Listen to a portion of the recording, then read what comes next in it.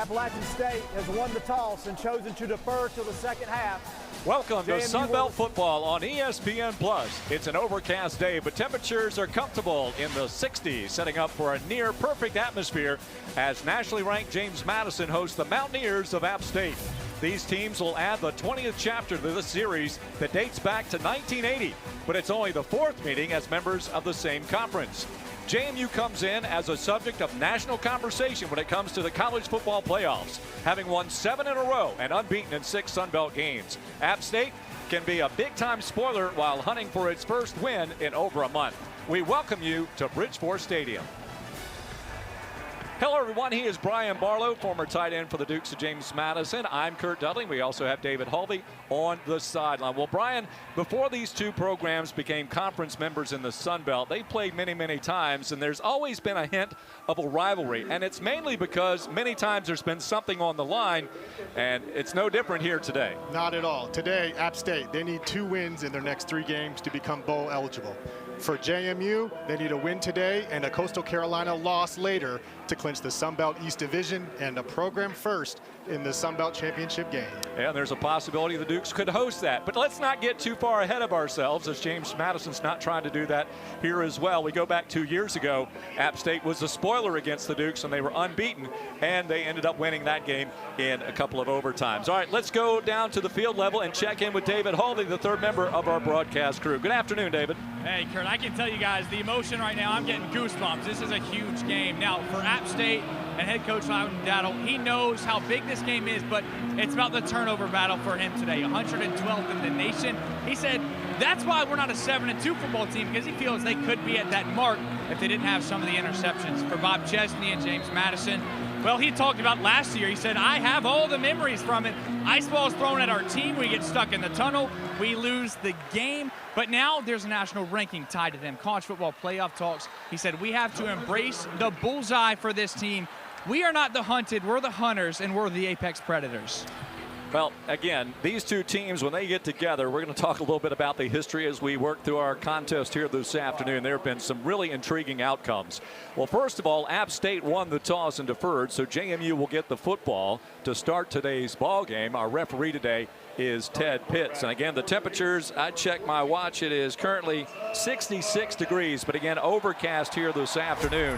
Should be a comfortable afternoon for the fans. And Alonzo Barnett has been playing his best football over the last 4 weeks, averaging over 350 yards of total offense in each of those 4 ball games. And the Dukes will start out at their own 25. And Barnett looking early, throws it on out here to the flats on the left side, and a catch out there. The tackle made by Juan Burkall. Tackle made by number 10, Colton Ferris.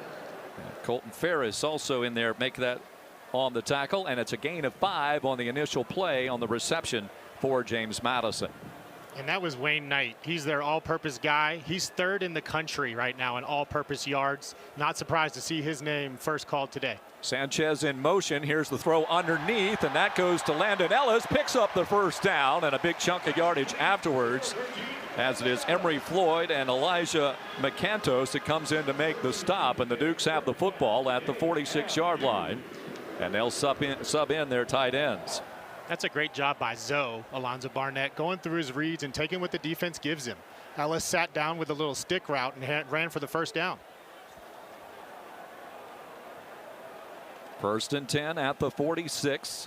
Looks like Joseph Simmons is on the line today for the Dukes. He was a game time decision. That ball knocked down, and batting it down was Caleb Sandstrom, one of the defensive ends for the Mountaineers. So that'll set up a 2nd down and 10 at the 41. Now, James Madison offensively is one of the best in the country overall. In fact, if you look at what they've done this season in a total offense, they're right there at the top as far as the total offense is concerned in the Sun Belt Conference. And the snap, the handoff. Nope, they're going to fake the handoff. And that's a little misfired out in front of Sanchez. Gamble on the coverage there, and the intended receiver Sanchez last week with an 80-yard touchdown toss from Barnett. There's a little RPO there. Alonzo decides to pull it and throw it, and I'm not sure if Jalon was ready for that ball there.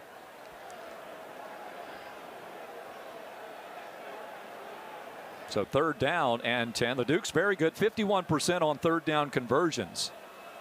Dukes look like they're going to change the play here. Now App State will come a lot of times. They're not really a high pressure team. They oftentimes you'll see them in a 3-down alignment. 3-down lineman. And Barnett can come out of various things there. And the Dukes, they run out of time, so a timeout is called by James Madison on the first 3rd down play of the afternoon. This will be 30 seconds in late. So this will just be a 30-second timeout, so we will keep it right here. App State was showing both linebackers up as if they were going to blitz. The Dukes ran a motion across the line of scrimmage to see what the coverage was.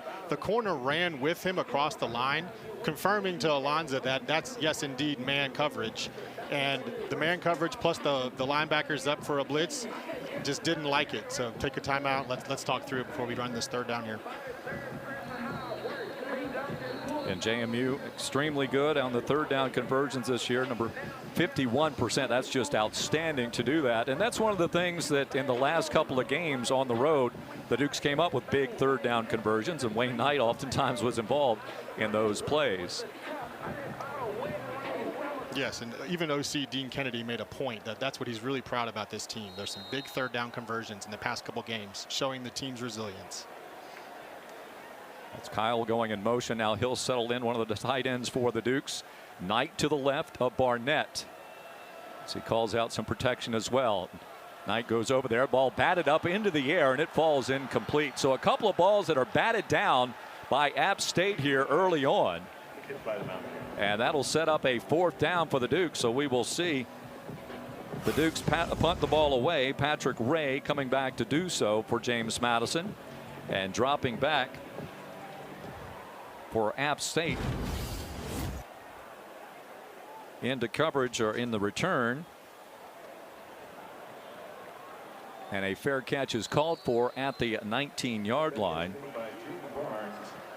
And we'll keep it right here as App State will get its first possession of the afternoon. Final, Navy has defeated South Florida. Why do we give you that score? 41-38, because South Florida also big in on the discussion of the CFP. If you looked at the rankings come out on Tuesday, JMU was not there. South Florida was. That puts even more value on this game today. That's a huge change.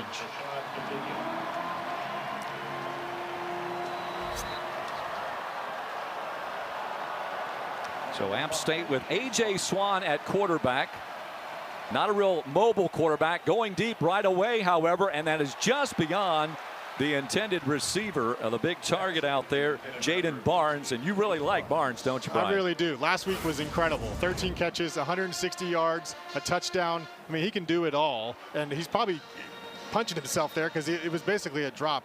They're going to him again. Not surprised. He's really good on short routes as well, making people miss. Watch for Jaden Barnes all day. 54 catches this year, 605 yards and 7 touchdowns. This time it's a handoff.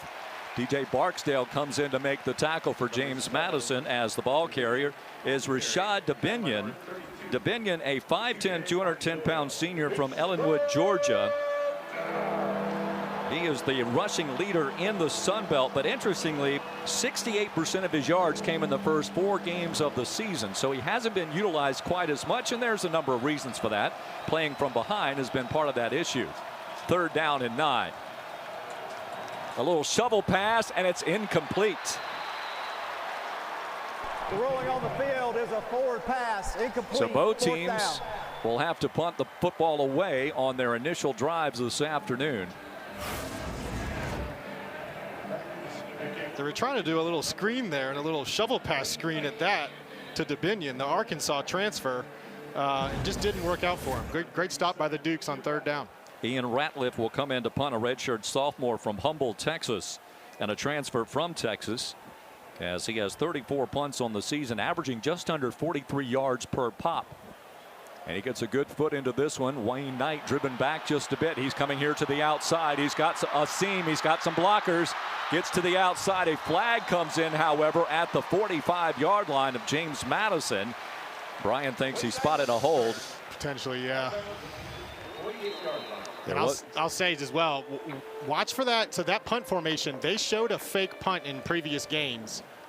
where they motion off and then throw it to the snapper. So watch that in later down the game. James Madison opening up with the initial possession, did pick up a first down, but then stalled at their own 46. And App State stalls without picking up a first down. We'll take a timeout here as James Madison nothing and App State nothing. Sun Belt football.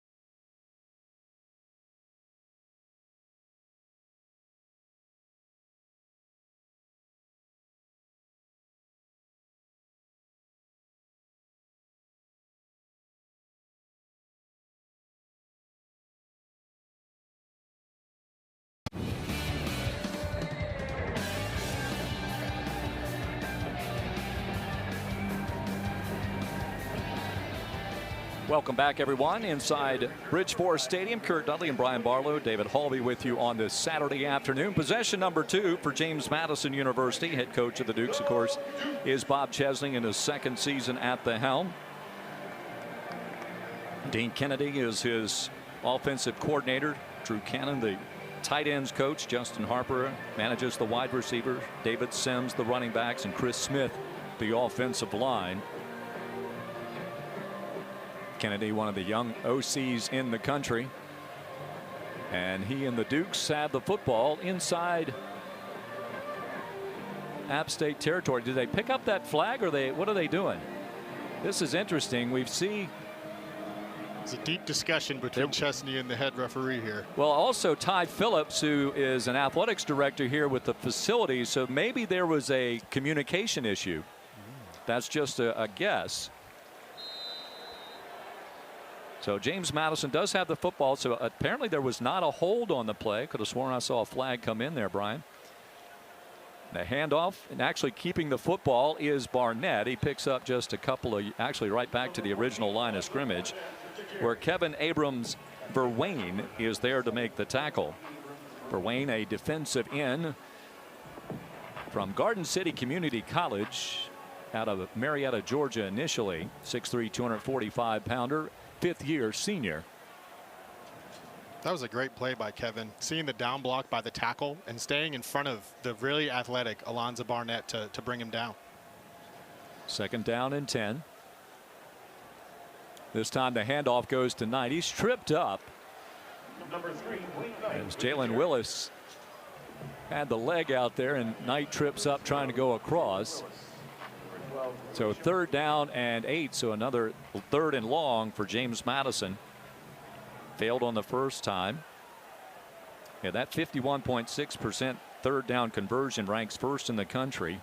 1st in the Sun Belt, 8th in the country, I should say. With Knight to the left, 2 receivers to the top side. And this time Knight finds a seam to the 40. Down to the 35, tiptoes down the sideline, and he's driven out of bounds DJ Burks catches up to him, but a big burst of play for Wayne Knight. What a great play by the offensive line. Watch this. Wayne Knight doesn't even get touched. Okay, maybe touched there, missed there. You know, Wayne Knight's got to go back and give his lineman maybe a Chick-fil-A gift card or something, because that was awesome. And then Wayne Knight is also very hard to tackle one-on-one. Great play by the Dukes. We did get confirmation. There's a communication issue with the headset, so they're trying to get that fixed. The handoff this time goes to your fullback, if you would. He's listed as a tailback, but still built more like a fullback. That's Jordan Fuller, 5'11", 229 pounds. Transfer from Holy Cross. Caleb Sandstrom comes in to make the tackle. That's his second stop of the afternoon. Gain of about 2.5, maybe 3.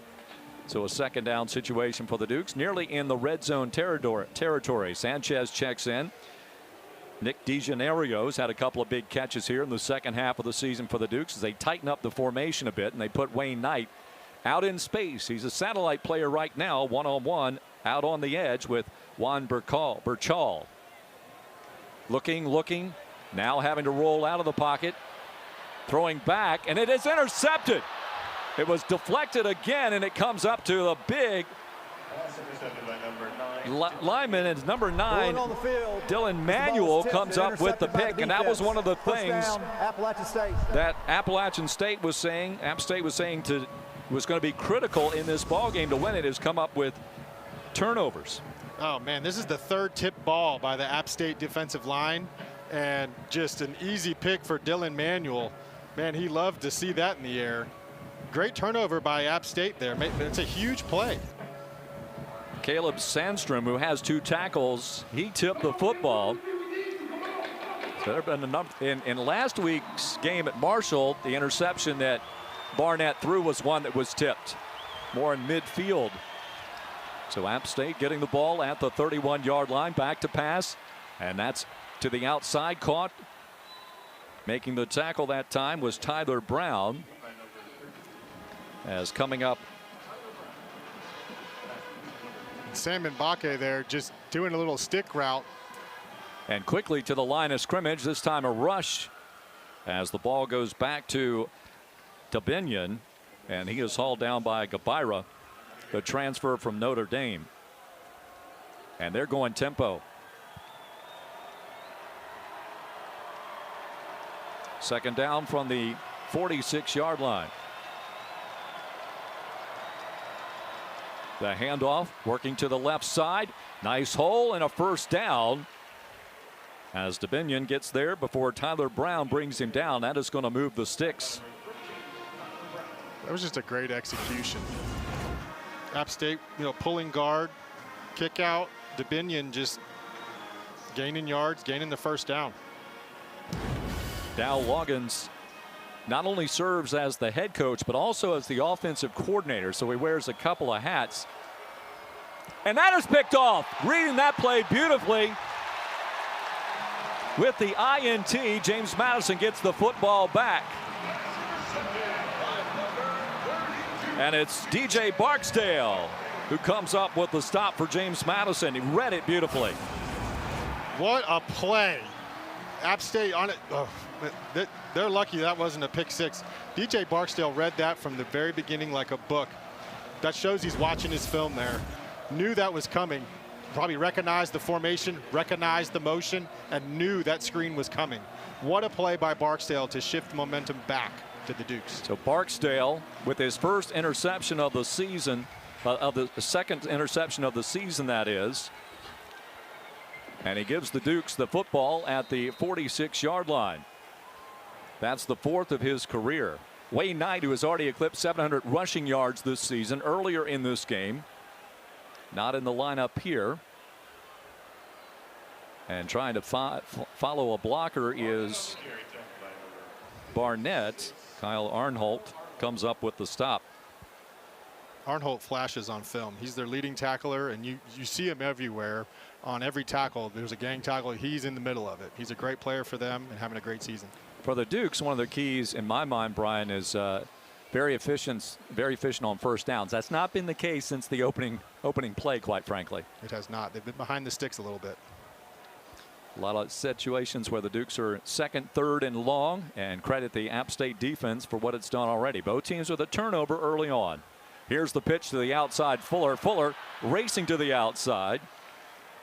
Colton Fairs ends up catching up to him. Fuller coming into today, 79 carries for 410 yards. That's an average of 5.2 per carry, 5 touchdowns this year. And he had 24 yards last week in the Dukes' victory against the Marshall Thundering Herd. JMU won that game 35-23 for its 7th consecutive win. The only loss for James Madison came on September 5th. It was a 28-14 loss at Louisville of the ACC, of course. Another third down for JMU. Dupree, a tight end, splits way out to the top side.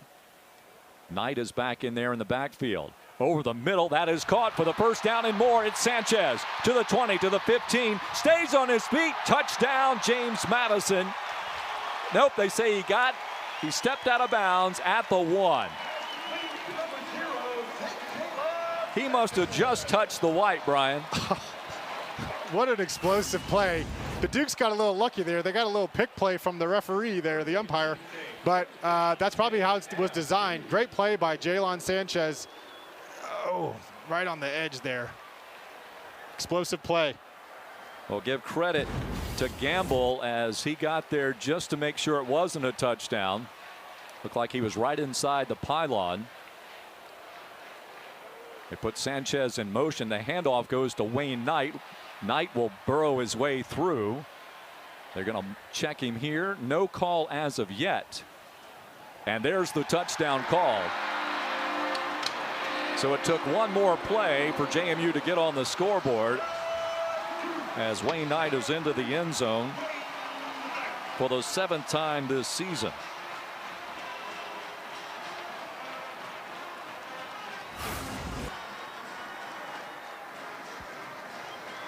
There was a motion there at the handoff, and the timing was a little off, but Wayne Knight was able to push the pile forward and get in on the touchdown there. Game clock operator, please reset the game clock to 6:54. 6:54. Thank you. Morgan Suarez will try to add the extra point. He is 43 of 43 this season. Patrick Ray is the holder. Blake Kendall, your long snapper. And it is through there. So James Madison is the first to strike today after trading a couple of punts and a couple of interceptions. The Dukes take the lead as they have a short field and they score it to take the 7-0 advantage. 6:54 to play in the first quarter. We'll be back to Bridgeport Stadium after these messages. Sunbelt football on ESPN+.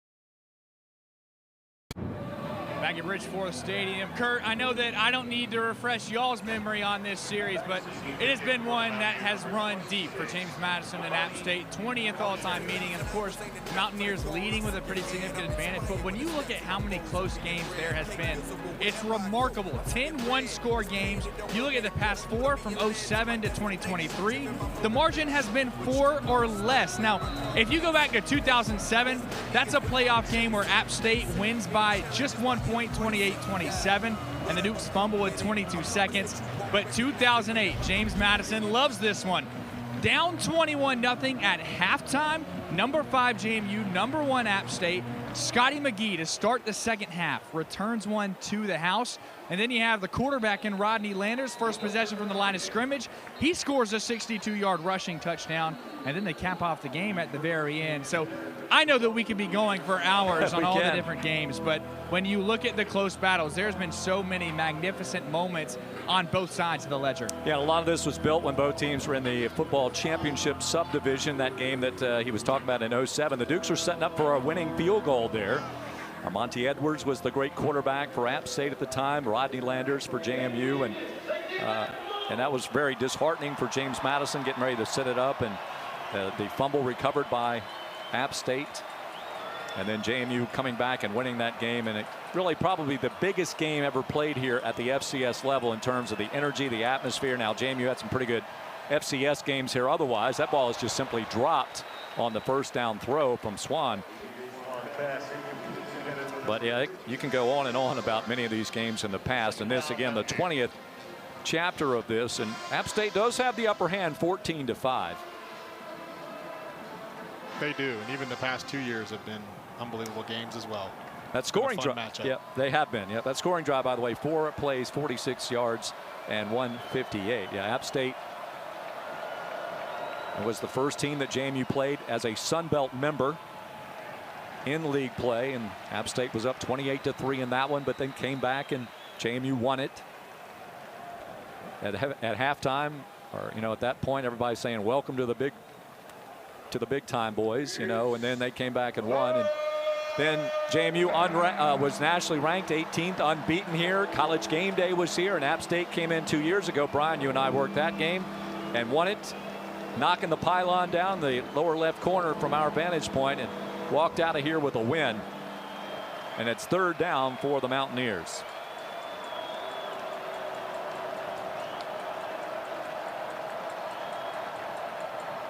Back to pass. Swan, here comes pressure, has to get rid of it. Ball is up in the air, and it is dropped. Nearly another interception. Culp had his mitts on it, but he can't come down with it. Great call by defensive coordinator Colin Hitchler. JMU brings the pressure, forces A.J. Swan to throw a ball quickly, as a hot route, and Elijah Culp almost makes a ridiculous interception. Great stop by the defense, forcing the punt.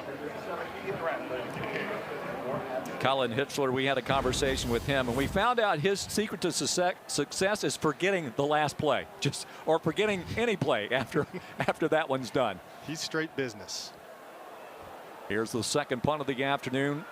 Drives Knight back, and he is wrapped up, and then pile drive down at the 24-yard line. Good coverage defensively on the special teams. Favors, no favor about it, and Robinson gets back there to bring Knight down without any chance of a return. Timeout on the field here in the first quarter of play.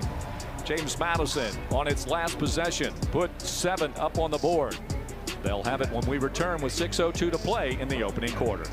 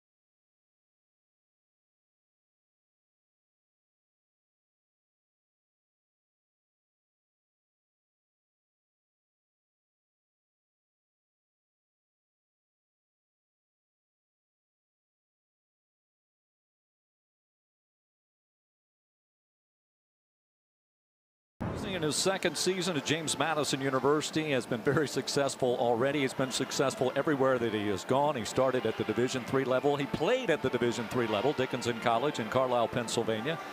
And for a lot of folks in this area, where Washington, the now Commanders, used to do all their training, summer training, preseason, and has worked his way up, came here to JMU, and Curt Cignetti left for Indiana, and there's that national story as well. But Chesney kind of building his own, and the handoff going to Wayne Knight, and Porter and Manuel getting into the backfield. One of the things that we learned yesterday in talking to Dean Kennedy, he said there are going to be some negative plays in tomorrow's ball game, simply the way that this defense is aligned. This is an NFL model defense because of all the NFL experience this coaching staff has for App State. It's how you respond to that would be a key for James Madison this afternoon. So here you see with Barnett and company at second and a 12, and the coverage is there on the edge. And that was Dylan Manuel again, just being a game wrecker. Forced Barnett to just have to basically almost throw it away, given Manuel was right in his face off the jump. Yeah, and Ethan Johnson made sure that the coverage was great along the sideline so that ball could not be pulled in. So another 3rd and long. We've seen this a lot. That's been one of the themes in this first quarter of play, quite frankly, for both teams. Logan Kyle sets up. The Dukes put all of their receivers to the left. And here comes pressure off the back. Buying some time. He finds Wayne Knight, but a lot of coverage underneath. Now, one thing, too, there is a lot of underneath routes that the Dukes can run here today. The issue, though, is if you're running those underneath on a 3rd and 12, it's not quite as effective. It's just not long enough right there. I mean, honestly, the defensive line is really getting some pressure against the defense, the Dukes right now. And give credit to number 33, Aiden Benton right there. He got pressure from the backside, didn't give up on the play, and then actually made the tackle against the running back all the way around the whole field. People watch that, and people notice that. High snap for Ray, but the Australian gets off the punt. Gets a nice punt off despite that, and a fair catch he is called for and hauled in by Barnes. Barnes from McDonough, Georgia. Transfer from Austin Peay, so a former governor, now playing for the Mountaineers.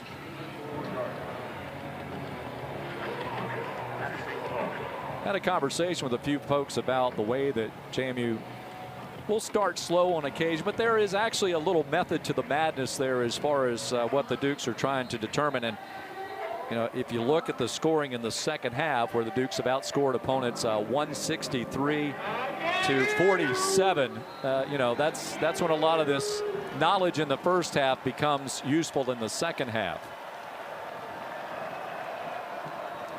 A handoff left side. The Dukes defense is there. No, actually a gain of about 1 up to the 35.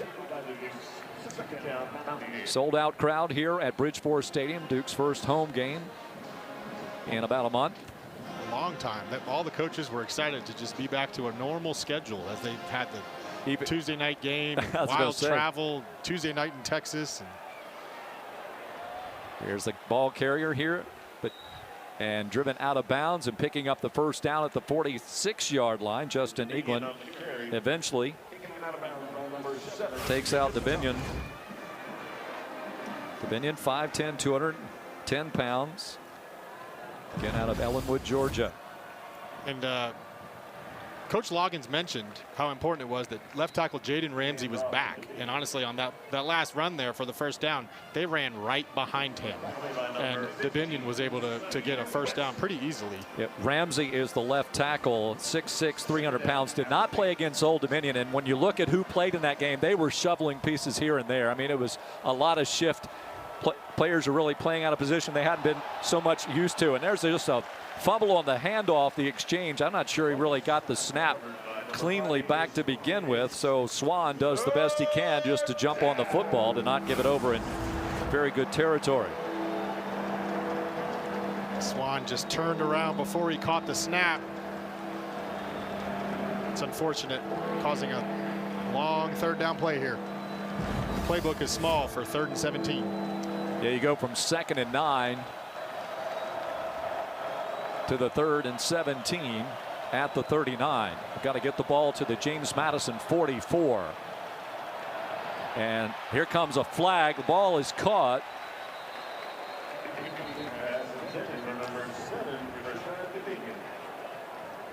And a player is down, and that is your quarterback. 52, offense. That penalty's declined.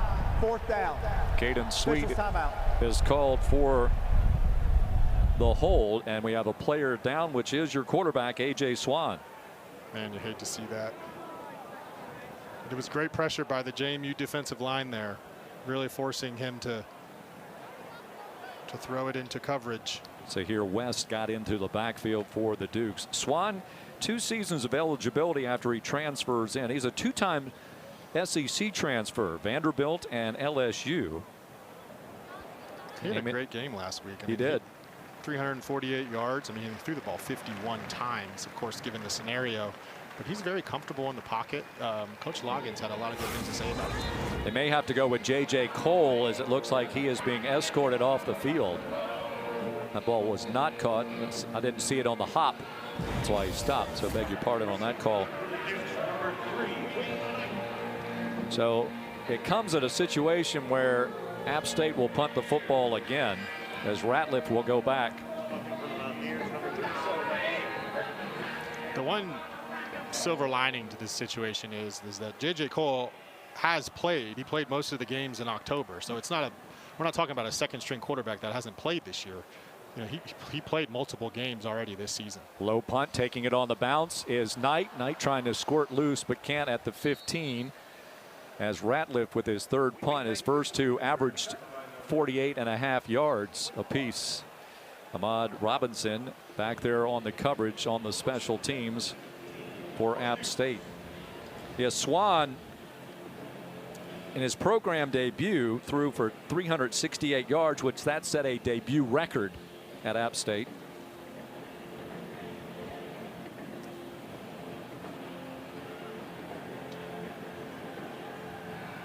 There are a lot of threads through James Madison, App State. In fact, one that many people may not be realize.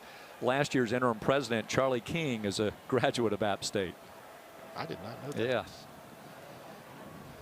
Handoff to Knight, looking for a hole. He finds one, but then it closes up, bounces out a little further to the outside.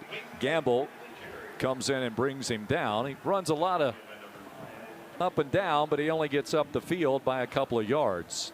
2nd down and 8.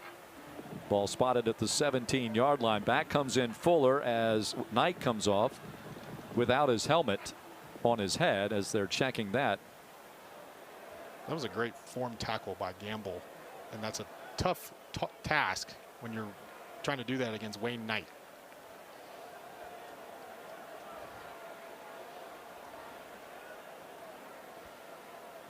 Handoff again to Fuller, this time trying to get to the outside, and he is wrestled down. McCantus tracks him down after no gain. Duke's trying to get a little speed on the edge, but App State is countering very good with its own speed right now. Yeah, they really are showing their team defense speed, and JMU is not getting the corner on any of these runs. It's interesting, Brian, you and I talked earlier this week. I think you made the observation that the way these teams are built through the transfer portal, James Madison, pretty much an all-star team of FCS players in many regards. Certainly you got your handful of FBS players, but for App State in rebuilding from last year's roster, adding to last year's roster, a lot of group of 4 transfers. And this is a wide open pass. Again, it's Sanchez coming across. Similar play that he got 42 yards on earlier. Dylan Hassez brings him down, but it picks up a 1st down for James Madison. It did look like a very similar play scheme as the play call earlier. Jalen Sanchez with a nice over route, beating the defender for another 20-yard gain. Dukes are over 100 yards of total offense with that play. And they have the 1st down at their own 44. Handoff, just George Pettaway this time. Bounces to the outside. Well, he was crunched coming downhill with the tackle. Was Hassez again. He brought all of his motion. Colton Fairs also helped him in the process. That's the end of the 1st quarter. And that's the end of quarter number 1 here And we do get a little late afternoon sunshine in the valley as we go to quarter number 2. James Madison has 7 to App State's nothing, as we'll return for our second quarter play here at Bridgeport Stadium after these messages on ESPN+.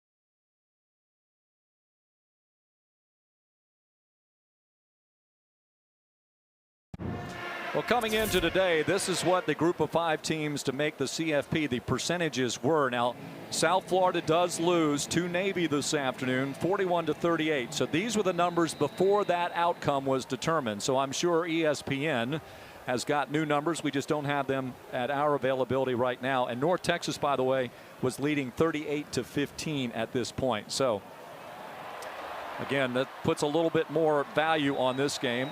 Knocked out of bounds. That's a flag. That may take a little extra review, unfortunately, as Emory Floyd knocks Knight out of bounds, but he may have got the crown there. Horse collar tackle. Number 6 defense. That 15-yard penalty would be added to the end of the run. Yeah, that's it right there. Yeah. Well, I did not see the horse collar. What I saw was the head-to-head there. Yeah. So, but it was the horse collar that preceded it. That might be fortunate for App State. James Madison in the first quarter with 128 yards on 21 plays, and App State 15 plays, 28 yards. With Southgate goes in motion. Handoff goes to Wayne Knight. Hayden Benton comes in to make the tackle. Hayden Benton just getting off blocks. Seeing him in the backfield more and more as this game goes on. 6'2", 250-pound sophomore from Clayton, Georgia. Went to Georgia Military Academy. Last week, 3 tackles, a tackle for loss, couple quarterback hurries, and came into today's game with 4.5 tackles for loss. No gain on the play.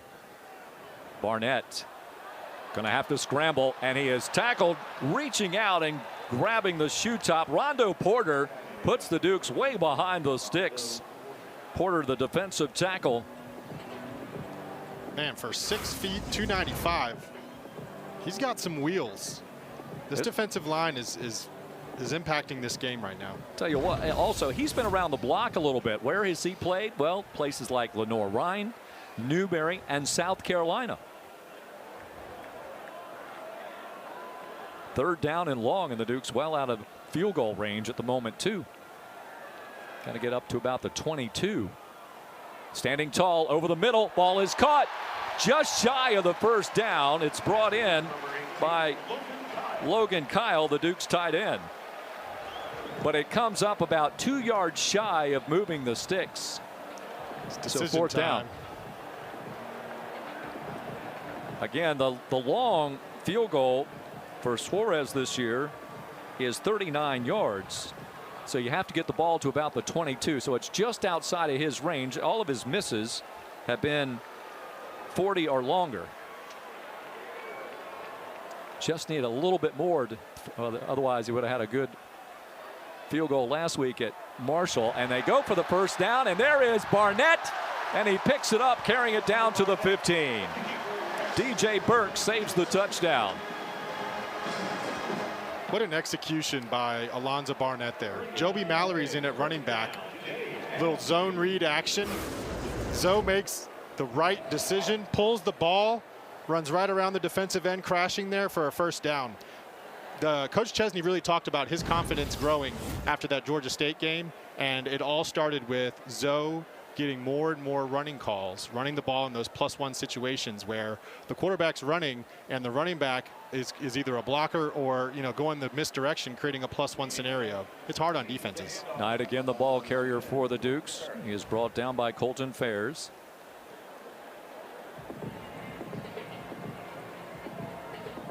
Knight, redshirt junior, out of Delaware, 5'7", 190-pounder. And when you look at who was returning when Bob Chesney took over this program, he was on that depth chart, but he wasn't right at the top. But Bob Chesney quickly put him there. He saw something special. 2nd down, inside the 15. Here comes the pressure, and Barnett cannot elude Colton Fairs. Great timing to call that one. Just a delayed blitz there. Didn't really show it that much, so the line wasn't accounting for him and just ran right from his spot, unblocked. That's tough, right in Alonzo's face. DJ Smith, the defensive coordinator, also takes care of the linebackers for App State. Curtis Fuller, the defensive backs. Keith Jones, the defensive line. And Anthony Shakur, the edges. Another 3rd down and long for James Madison. Looks like they're changing the play with 6 seconds to go on the play clock. Better hurry up, too. Right at the end of it. Barnett looking and overthrowing. Coming across the field for James Madison was Lakota Dupree, and Gamble was there in the neighborhood. James Madison will send out the field goal unit as Ray will set up at the 32, making this a 42-yard attempt. And Suarez 0 for 4 between 40 and 49 yards. 1 for 1 on those inside the 30 and 3 for 3 between the 30 and 39. This one's got distance. Does it have direction? It does. So a 42-yarder, which is a season long. His prior was 39. That was at Liberty, and the Dukes went on the road back in September. Timeout on the field as James Madison adds 3 more to the scoreboard. 10:25 to go before halftime. Dukes 10, Mountaineers nothing.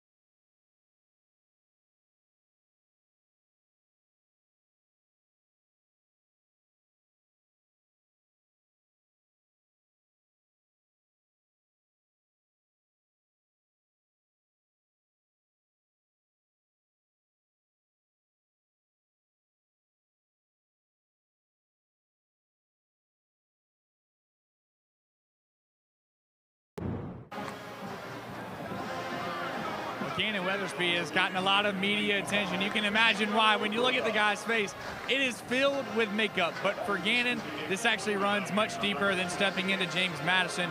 You go all the way back to when he was a kid. He used to watch a TV show called Face Off with his dad, Roderick. Essentially, you have professional makeup artists that would decorate a face and create a monster, and he loved it. So as a kid for Halloween, he would always paint his face. That transitioned to high school. He did it for a football game. It was a big playoff matchup. They won. He continued to do it. Now at James Madison, well, he is continuing that tradition. Here's the crazy part to me, Kurt and Brian. He said it only takes him about 3 to 5 minutes to paint his entire face. I thought it would be a 10, 15-minute process at the least, but not the case for Weathersby at all. Pretty quick. Maybe we should make that a halftime show at one of the basketball games or something. Put him at the center court and say, okay, do your paint. Okay, face it up here. He kind of looks like a medicine man to me, though, sometimes when he's with the white makeup that he has there. It's working. Even last game, he had 11 tackles and 3 QB hits. Whatever it is, whatever it takes. Keep doing That's right. First and 10 for App State, trailing by 10. That ball knocked down as getting a handle on the football was Xavier Holmes. This is becoming a textbook game on how defensive linemen and linebackers can tip passes. Well, this is Swan back out there, so he did go off field the last time. That ended the drive back in the first quarter, so good to see that he is back out there. It is. Steps back, floats this out, and good coverage. That was intended for the tight end. Looking for David Larkins and Trent Hendrick, a linebacker out there covering the tight end. Trent Hendrick was step for step, had him covered. Great play. Yeah, Coach Loggins was wondering, how is Trent Hendrick still at James Madison? He was, yes, with his SEC, history and experience, he had some very good things to say about Trent Hendrick. This time rolling out of the pocket, which is kind of unusual from what we understand on the scouting report for Swan to do, and that is incomplete. And so a 4th down situation.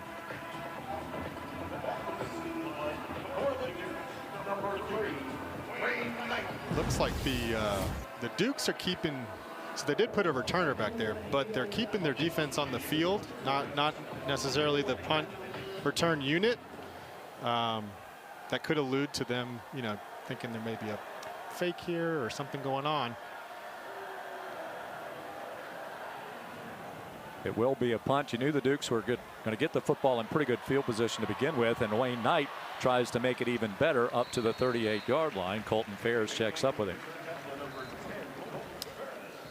Well, about 5 minutes into the second quarter, James Madison with a 10-0 lead. Again, pretty good field position as the Dukes with 142 yards to 28 and a 10-0 lead.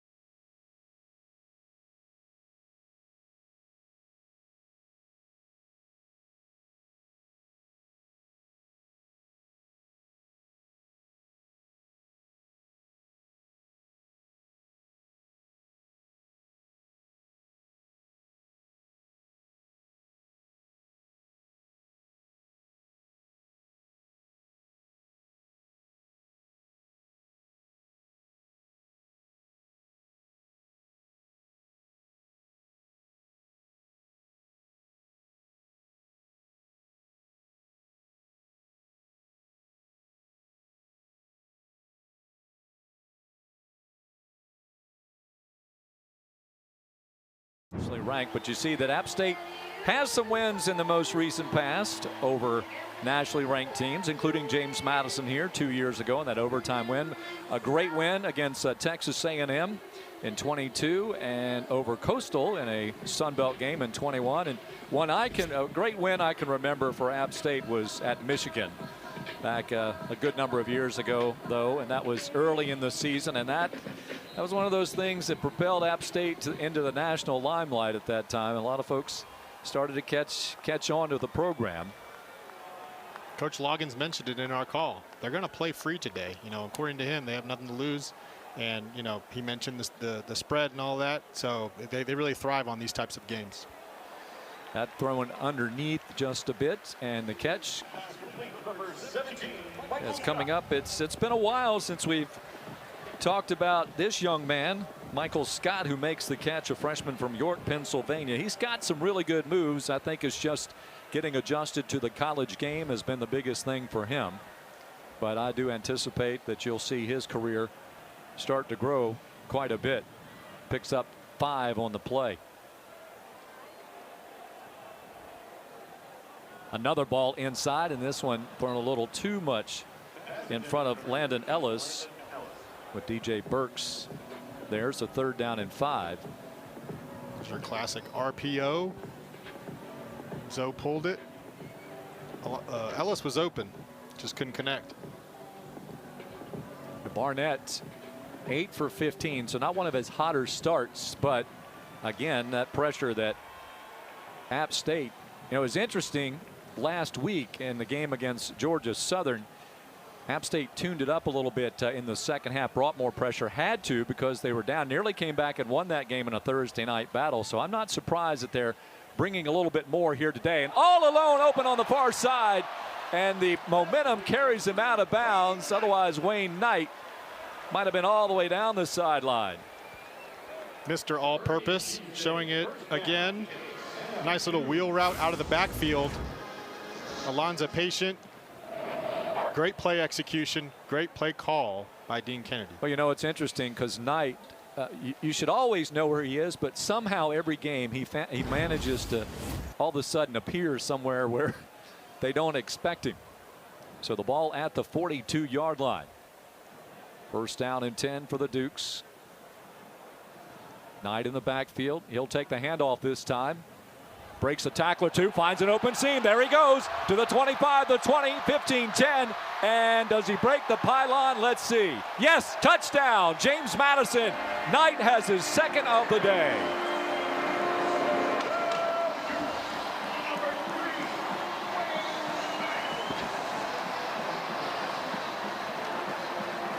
Sound like a broken record, but Mr. All-Purpose, this time running the ball. Just breaking tackles, and then he's got the top speed to score. He's the full package. 42-yard run for Knight. That expands James Madison's lead to 16-0. And Suarez will try to tack on the 17th point. The ruling on the field was a touchdown. The previous play is under further review. They're going to take a look at it once again before they confirm this, what looks to be a 42-yard run for Knight. If it holds, it's his 10th career touchdown in his rushing career.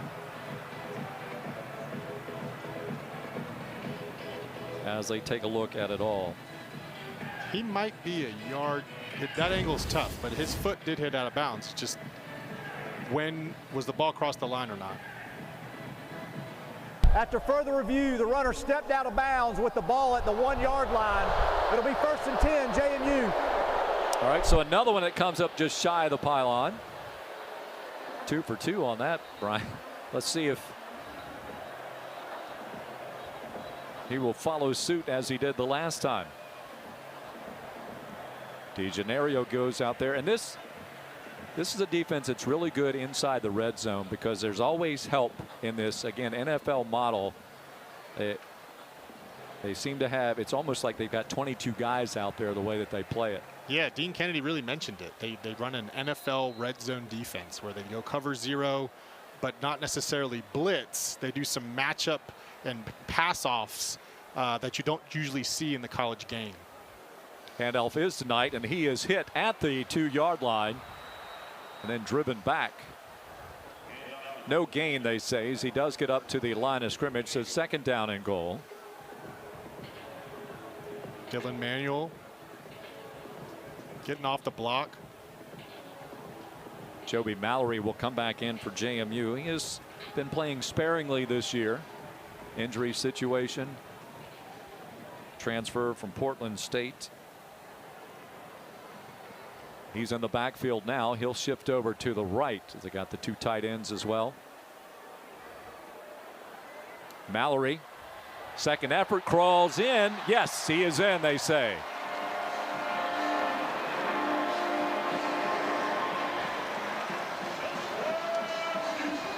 Mallory scoring his first touchdown of the season.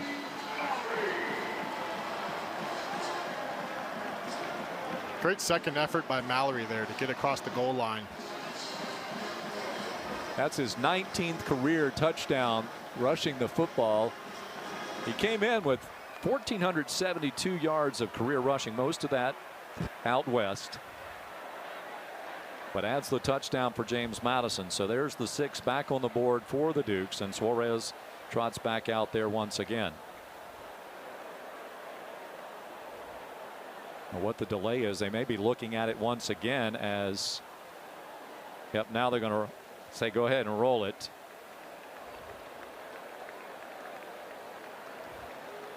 So Ray will hold.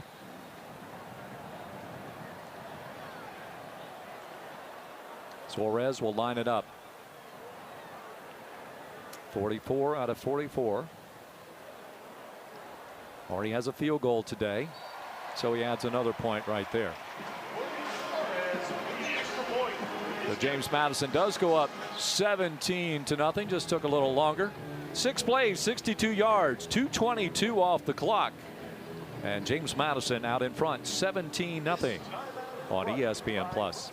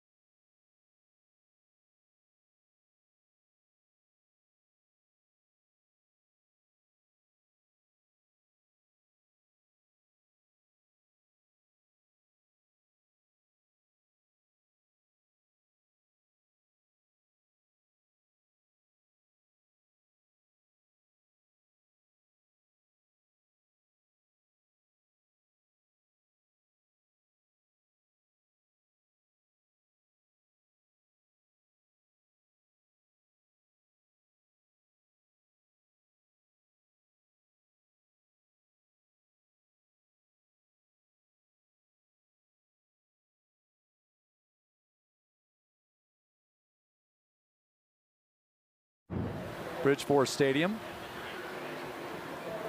They seem pretty amiable right now. James Madison out in front, 17-0. Wayne Knight has been doing Wayne Knight things. James Madison over 200 yards of offense with still half this quarter to go.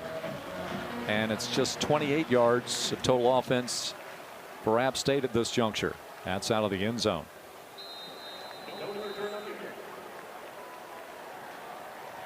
In that drive, 6 plays, 62 yards, 222. With Loggins being the head coach and the offensive coordinator here, there are some matchups, some interesting history matchups with Loggins. We found out and realized from Colin Hitchler, JMU's defensive coordinator, he actually coached against Loggins last year when Colin Hitchler was at Alabama and Coach Dow Loggins was at South Carolina. Back to pass. Swan gets hit as he throws. Oh my, what a hit, and that's a tough one. That is probably going to send Tyler Brown out of this ball game, I'm afraid, because he was looked to be a defenseless receiver at the time, and taking the pop was Jaden Barnes. Yeah, we'll see here. Coming across the middle, he was really blindsided. Yeah. He was defenseless, hit him with his shoulder in the potential head neck area. Personal foul, targeting, number 13, defense. The previous play is under further review. Yeah, they'll take a look at it because of the targeting, just to make sure, and a lot of his teammates already know. Yeah.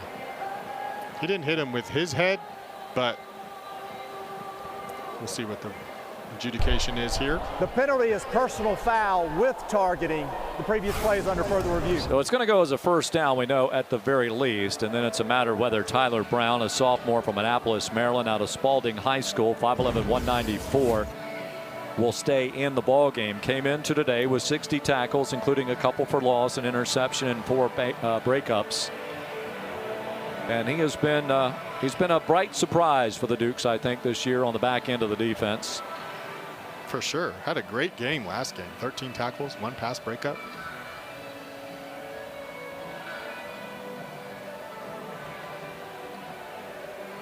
You got Kai Holmes, who's got a lot of experience with the Dukes. T.J. McGill listed in that strong safety depth spot. So we'll keep an eye and see actually who does come out, if indeed Tyler Brown is sent to the sidelines. It's an interesting, I mean, it's a, the penalty's there. The ball was definitely thrown behind Barnes. Now that doesn't play into what this call is.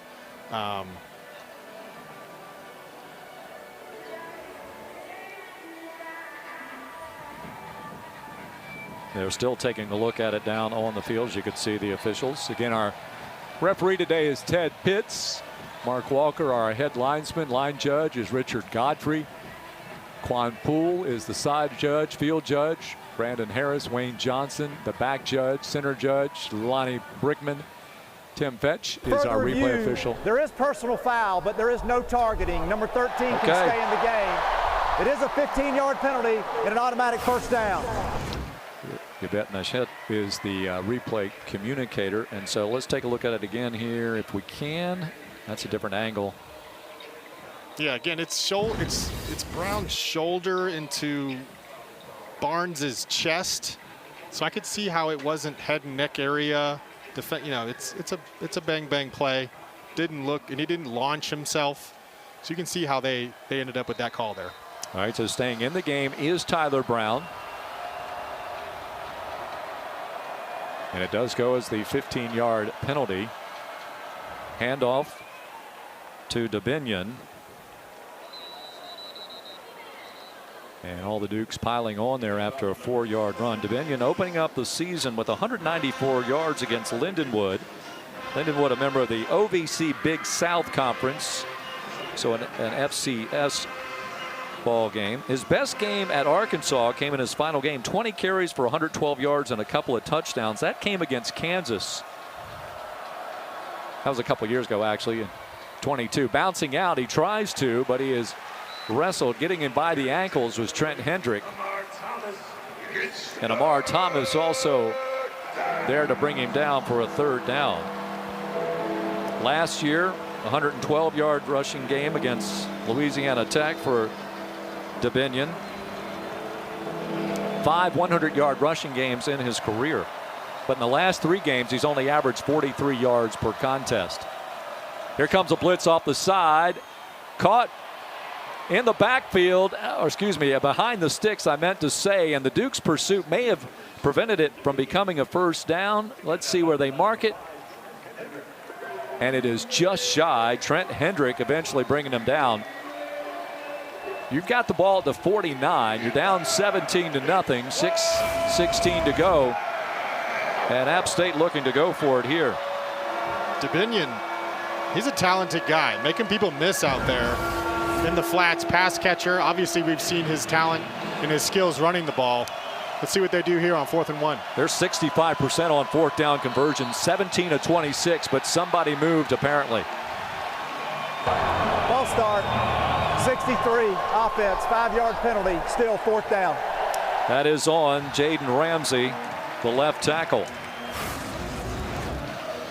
It's Ramsey, Caden Sweat, Will Flowers, Griffin Scroggs, and Shamar Jackson across the front. And that changes the plans for App State. Just a little flinch there. It's a false start.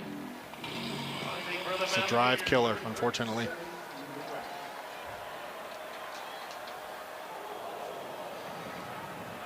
Punt gets away on the ground, picked up by Knight. Knight to the 25, to the 30, over to the 32-yard line. Another return. We've got a player down. Actually, he's popping on back up. Ethan Johnson down there on the coverage. It was Ratliff who was down for a moment, but he pops back up. Wayne Knight, his name keeps popping up. Mr. All-Purpose. You know, he's the first JMU player ever to be a finalist in the Paul Hornung Award for best all-purpose player in the country. And one of 6 finalists now. His partners in crime for that award are, you know, a mixed bag of Louisville and Notre Dame and a bunch of Power 4 running backs and wide receivers. At the 30, the Dukes with the football. Handoff. This time it's Petaway who powers his way through the right side. So he takes it off that right side. Following Josh Toner, Pat McMurtry, the center, Zach Greenberg, Carter Sweezy, the left guard, and Joseph Simmons on the left tackle. We've seen some play there from Deacon Rawls as well. Riley Roble has played some right guard for the Dukes this year. Trent Wilson as well. He's on the left side. 2nd down. Handoff, cutting back in is Petaway, former North Carolina Tar Heel, brought down by Arnholt.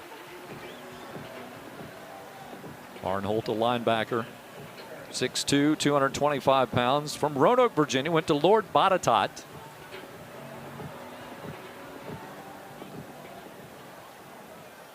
.40 tackles on the year coming in. When we talked with JMU offensive coordinator Dean Kennedy, he mentioned that Petaway, you know, has a very similar skill set to Wayne Knight. So when they spell Wayne Knight and bring Petaway in, the playbook doesn't change that much. Barnett with an empty backfield rolls to his right. He's got some running room if he wants to take off, and he does, and he'll pick up the 1st down. And he won't go down at the end, so he stays on his feet, and the Dukes pick up the 1st down.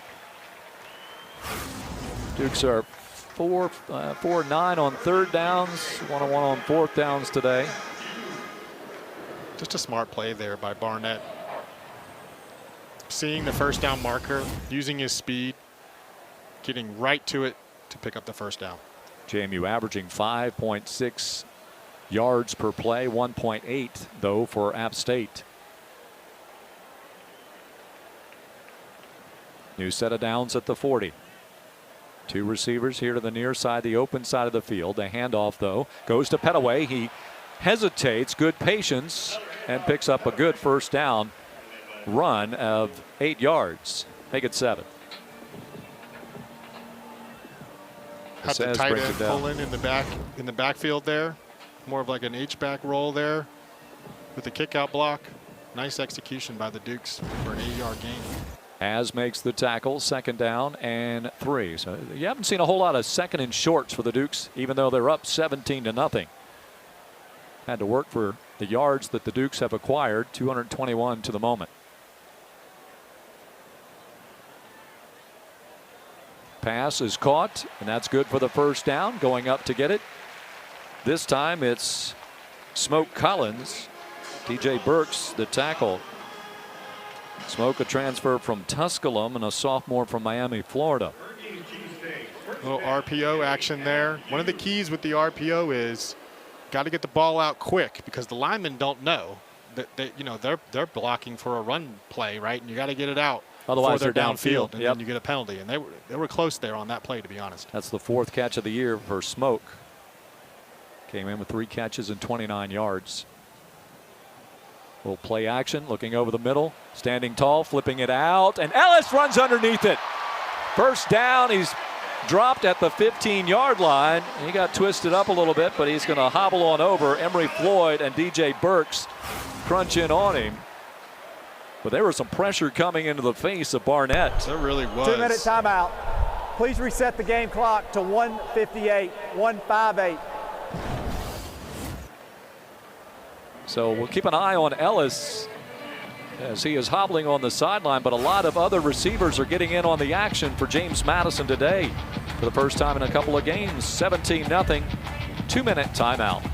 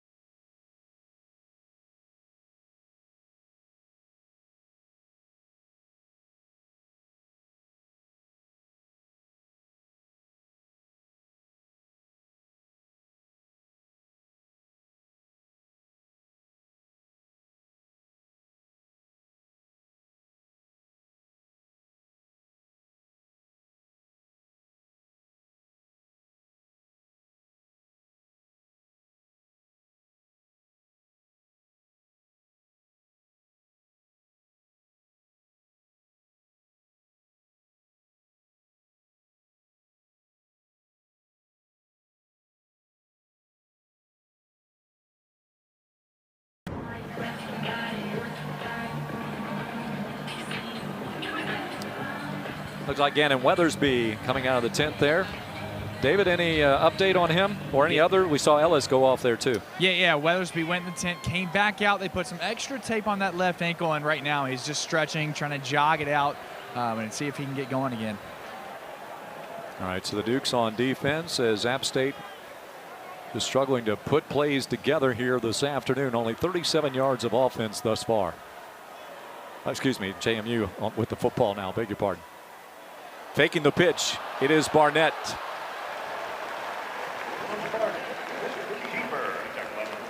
Hayden Benton, another tackle. It just shows the athleticism of Zoe right there. It's a speed option, right? He's always reading off this D end, gives him a little pump fake, and puts his, puts his foot Timeout. in the turf. Appalachian State. Gets upfield. That's their first of the half. Be a 30 seconds in length. Please reset the game clock to 1:42. So 1:42. Thank you. App State wanting to take a timeout here because these are points they want to keep off the board. So they're going to chat about this defensively. They're probably talking to the D end right there. His responsibility is to take the quarterback on that situation. Then if and when he does that, Zoe would pitch it, right? And the next App State defender would then have responsibility for the back.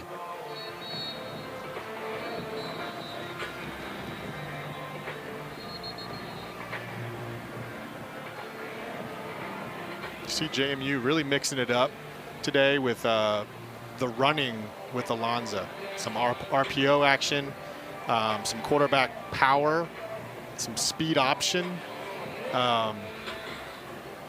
Really calling a variety of plays for quarterback runs and featuring him in the run game. Yeah, he's got 7 carries today. Negative yardage, however, but it does set up other opportunities. 3 here to the near side. Handoff. It's Knight. Knight dances his way through and gets a first down. The Dukes try to push him on in, and he will take it to the second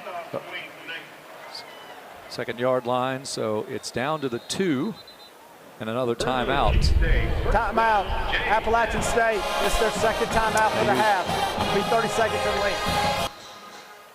All right, so another 30-second timeout.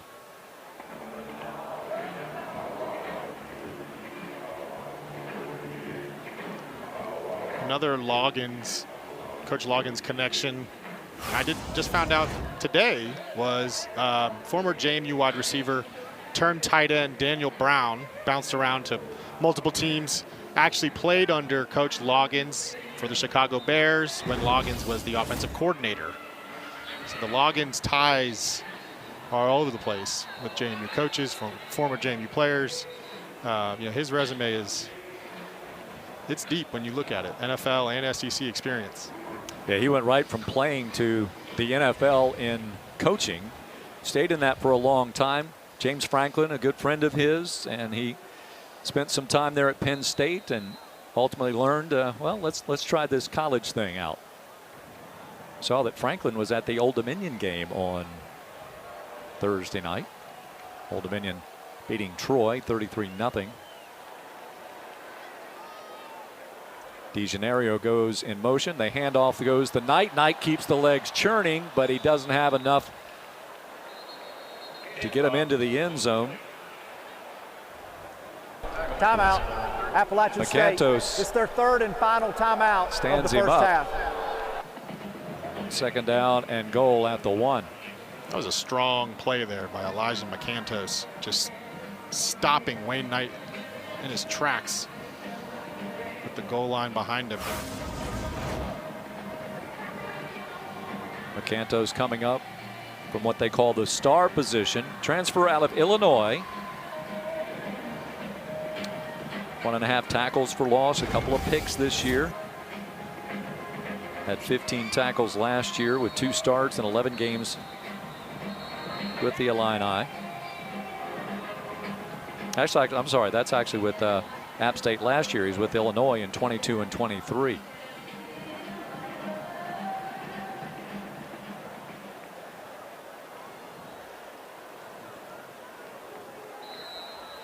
So a second and goal with 1:29. So the clock not a matter as far as JMU is concerned.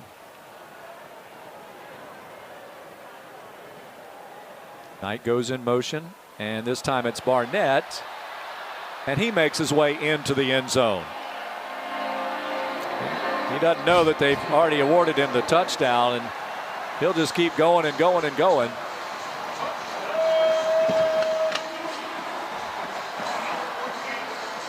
The Dukes had Wayne Knight out at wide receiver, motioned him in. You don't see that often.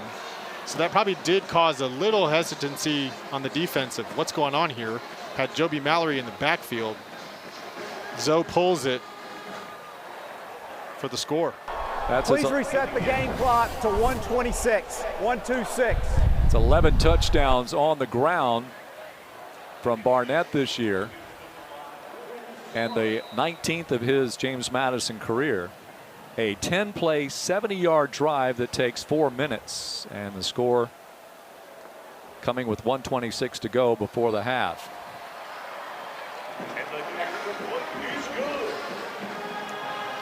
Suarez pops through the extra point. So Knight 11 carries for 74 yards, a touchdown. We just see Barnett carry it in for the score. 274 yards of total offense for the Dukes, 37 for the Mountaineers.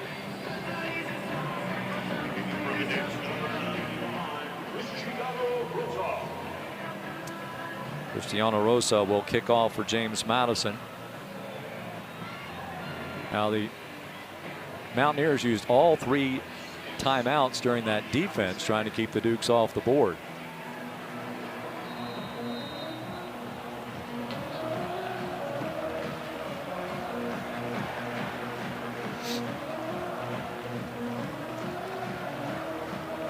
Night starting to fall here, and Harrisonburg lights in full effect at Bridgeford Stadium. And that's out of the end zone.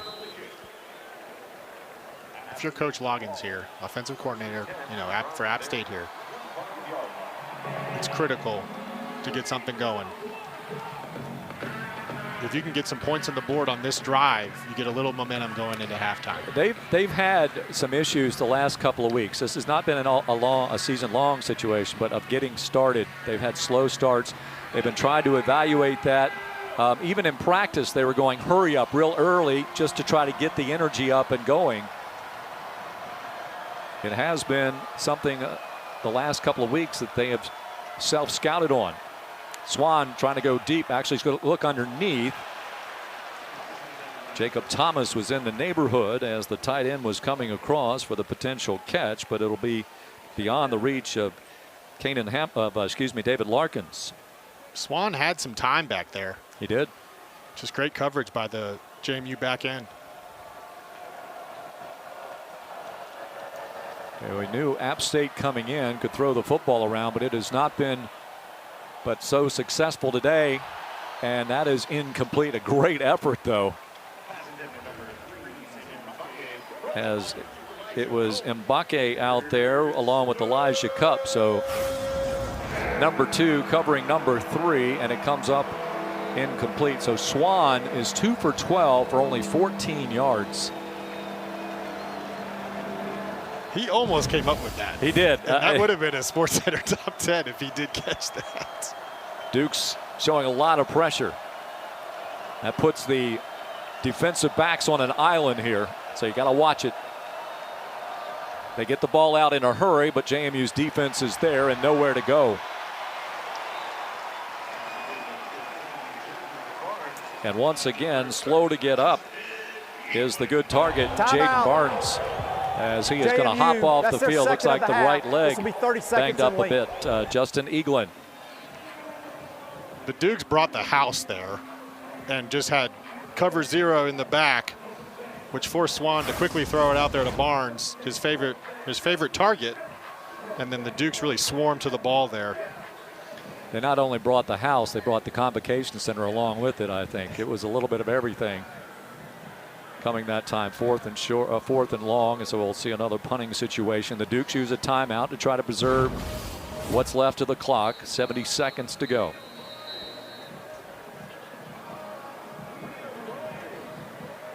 You hope to see that Barnes can get that taped up and go into half here, and hopefully see him in the second half. The trainers will be busy.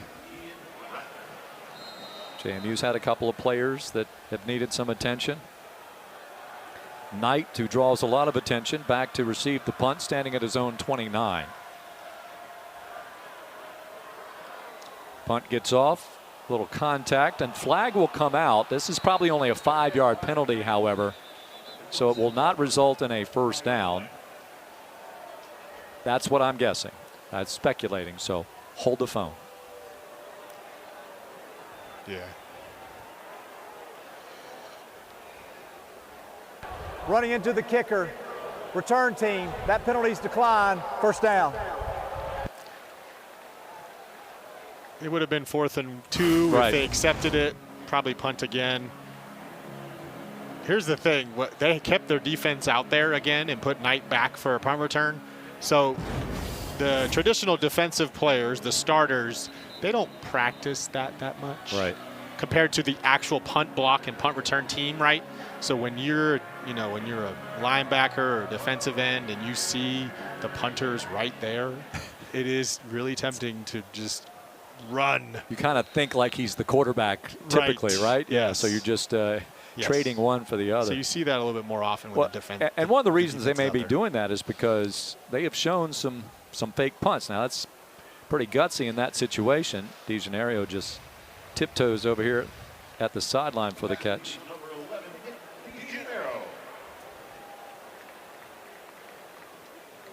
DeGenario with 15 catches this season, over 300 yards, 4 touchdowns, most of those coming here in the last month. Second down and 5. Dukes have figured out a little way how to pick up 5 yards on first downs in the second quarter after a lot of second and third and longs in the first. Bunched up kind of tight. Barnett lofts it out, and that's to the back shoulder, incomplete. Matthew Wilson covering DeGenario. Emory Floyd. There's DeGenario, the transfer from the University of Richmond. He and Landon Ellis came over from the Spiders. It's good coverage here from Emory Floyd. There was only 3 rushers, right? And Floyd, forces basically DeGenario out of bounds. Nice play by him. Barnett 12 out of 20, 184 yards. 1 interception, no touchdowns today. All the scores have come on the ground. He's going to pull it, keeps it himself, and he'll go down at the 38 and picks up the first down. 50 seconds to go. Abrams Verwain, senior from Marietta High School out of Georgia, making the tackle. Dukes go in a hurry, flipping it out, and he finds a little space for DeGenario inside App State's territory at the 48. Alonzo just going through his reads, hanging in there, knowing when DeGenario is going to make that break. Great execution. I think that was the key again with the way this defensive alignment works for App State, is to get experience in plays to understand what's going on for your quarterback and then starting to apply what you've learned. Little play action again, rolls out to the right, throws this one away as barreling on him was Benton once again. He showed up a couple plays so far in this first half. It's given the offensive line a little trouble. Second down and 10. And the Dukes got to get to about the 22 to get into Suarez range. They do have 1 timeout, but you usually save that for the right before the kick itself. Dupree goes in motion. That's tipped. It was intended for Petaway, but Rondo Porter, a defensive tackle, drops back. And just enough that his hand was good enough to knock the ball down. So a third down situation. Great play by Rondo Porter there. You know, he sensed it. He could tell, okay, wait a minute. The offensive line just let me go. There's a screen going on here. Let me back up. And disrupted the play, because if he didn't tip that, there was a lot of yards there to go. And he didn't have to make a huge adjustment. It was just a matter of standing tall and then stepping back just a half a stride to get into the lane. Barnett fires this one, finds his receiver, DeGenario, And he's got the first down at the 35. They'll move the chains. That stops the clock with 21 seconds. Ty Sanders, the tackler. Dukes hurry up to the line of scrimmage. So they start the clock, 13 seconds to go.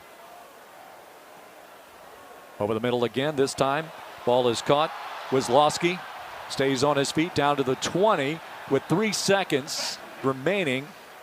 Duke should call a timeout here and get that field goal unit on. Timeout, JMU. That's their third and final timeout of the half. It'll be 30 seconds in length. That's what JMU is going to do, it appears. All of them coming back here to the sideline. So Wisłowski, knowing where he needed to get. Got right to the 20. I think you mentioned the 20. And they got right to it. The one thing you'll say, great to see him getting yards and really fighting for the extra yardage there. He did get close with only 3 seconds left, where the clock is ticking here, right? Like, this is great, get an extra 10. All right, get down. And that may have been what Chesney was telling Dean there right after that play. Cutting it close on me, coach. Torres will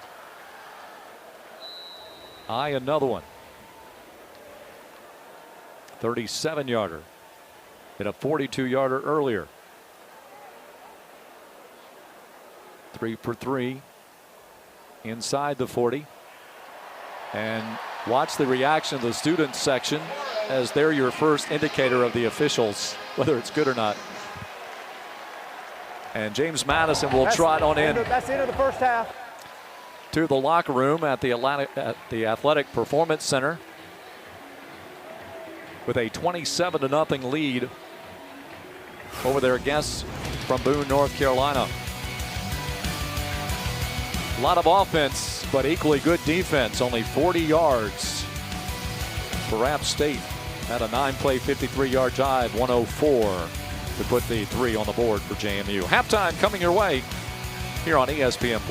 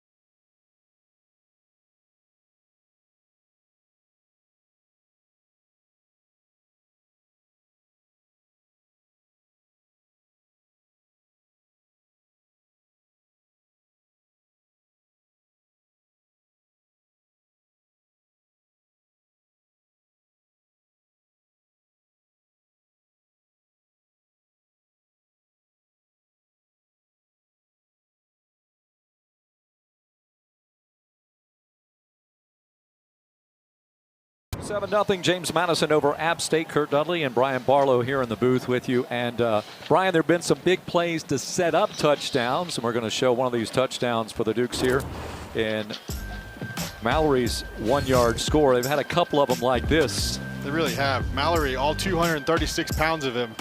Second effort to get over the line there. But yeah, there's been a bunch of big plays getting down to the 1-2 yard line, and then the Dukes have a first and goal, second and goal situation where the running backs are then sending it first half shutout by JMU since November 30th, 2024 against the Marshall Thundering Herd. Back with more of our halftime after these messages.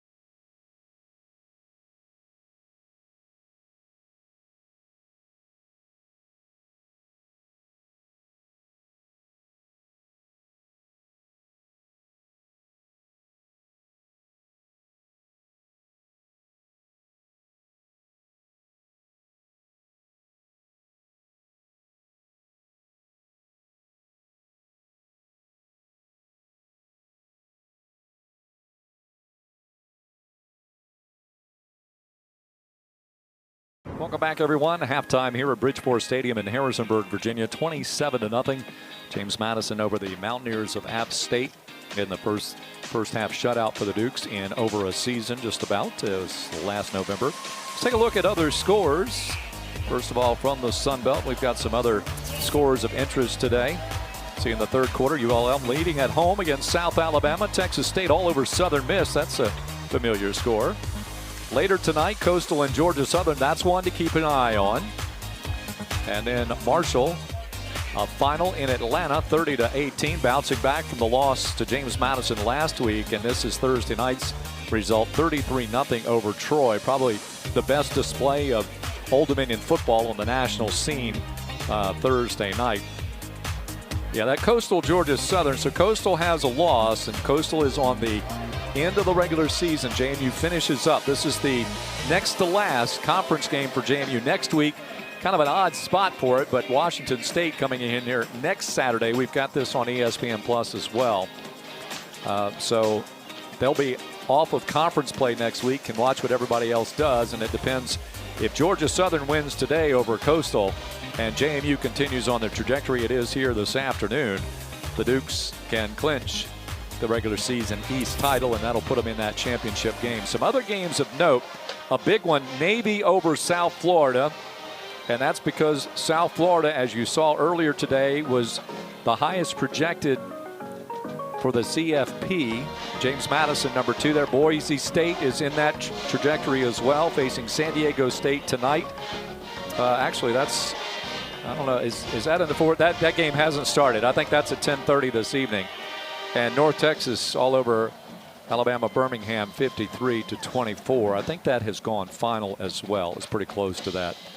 And then you see Tulane over Florida Atlantic there in the second quarter in that ball game. So those are all games that have an impact on the CFP. So a lot of folks keeping an eye on many of these ball games here today. And you know, it wouldn't happen if they didn't expand the field to 12 teams, but it does make it quite a bit more interesting for more teams around the country.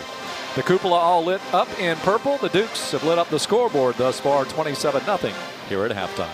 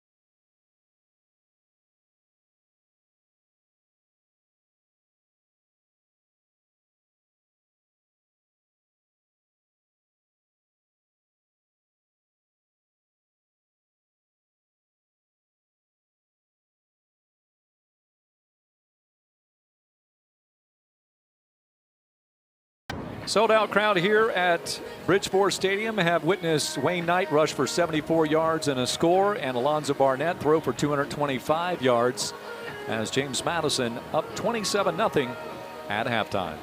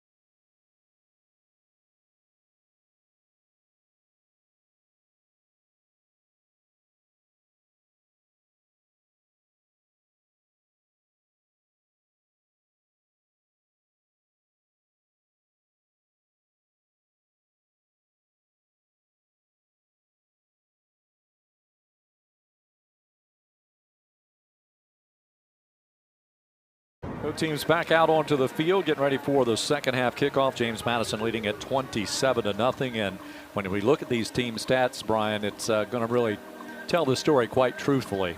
There's no really cutting it any other way. It really is. I mean, you know, JMU's defense is playing lights out with 40 total yards by App State in the first half there. And on the flip side, JMU's offense is moving the ball well. 100 yards on the ground, 225 in the air. I think the third downs is critical as well. You know, that's triggering a bunch of punts. And JMU found itself early on actually behind the sticks, really a lot of second and third and longs, but they overcame that. And here you see Barnett, and a couple balls tipped, and it looked like going to be a really back and forth affair early on. Moving the ball, but they only finished with 40 yards. So since the first couple of drives when James Madison figured things out and saw what the tendencies were, they have bottled up the Mountain Men. Yeah, and Chesney kind of talked about that, right? Like, it wasn't necessarily about the halftime, right? He wanted us to really hone in on, look, there's adjustments that have to be made. And to your point, App State was having some success very early, and it looks like there were some adjustments made after the scripted plays happened there. Yeah, and that was one of the questions. A lot of times we talk about adjustments at halftime, but I'm more interested in what adjustments are you making in game, because you're wasting a lot of 30 minutes of game time if you're worried about the first half. So if you can make those, make those first half adjustments, it can definitely mean the difference in the outcome. App State will get the football to start the second half. So Rosa will tee it up for the Dukes. We'll go down to the sideline and see what the coaches had to say, as David Hulby didn't tackle him, but he did track him down. I don't think he tackled the coaches. So, all right, David, what do you got there, man? Let me just say this first off. Dow Loggins caught up with him, and a great guy. And while they are down 24-0, he still had a lot of excitement for his team. He said, look, we've got to take it one play at a time. It's about character and reputation now. The next 30 minutes, we're going to find out what kind of locker room that we have. For Bob Chesney and James Madison, he said we recovered well from the bad run plays we had. He felt like in the RPO game they were getting a bit air heavy. Of course, Wayne played tremendous, had a big run, and, well, obviously, goose egg, he liked where the defense was at. Little pitch to the outside, and JMU's defense there is bottled up. So the first play to start the second half is behind the sticks, a tackle for loss. Spinagati coming in to make the tackle for James Madison. Backup linebacker.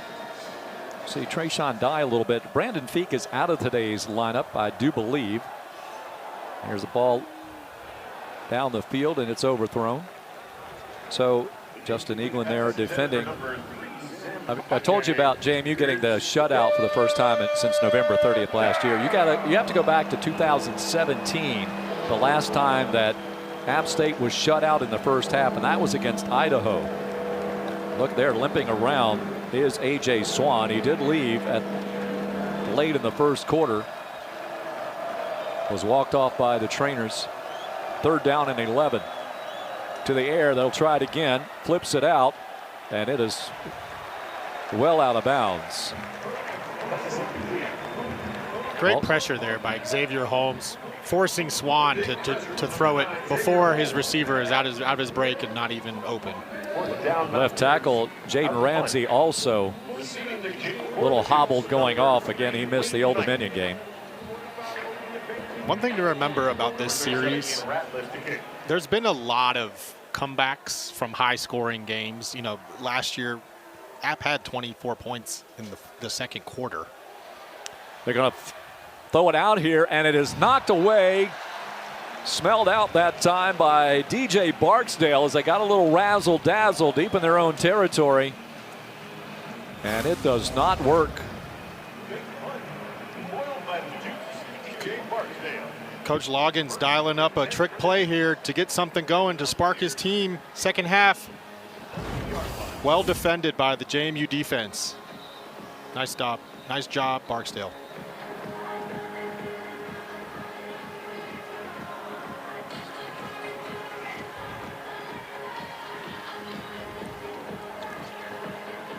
So Dukes will take over at the 24-yard line.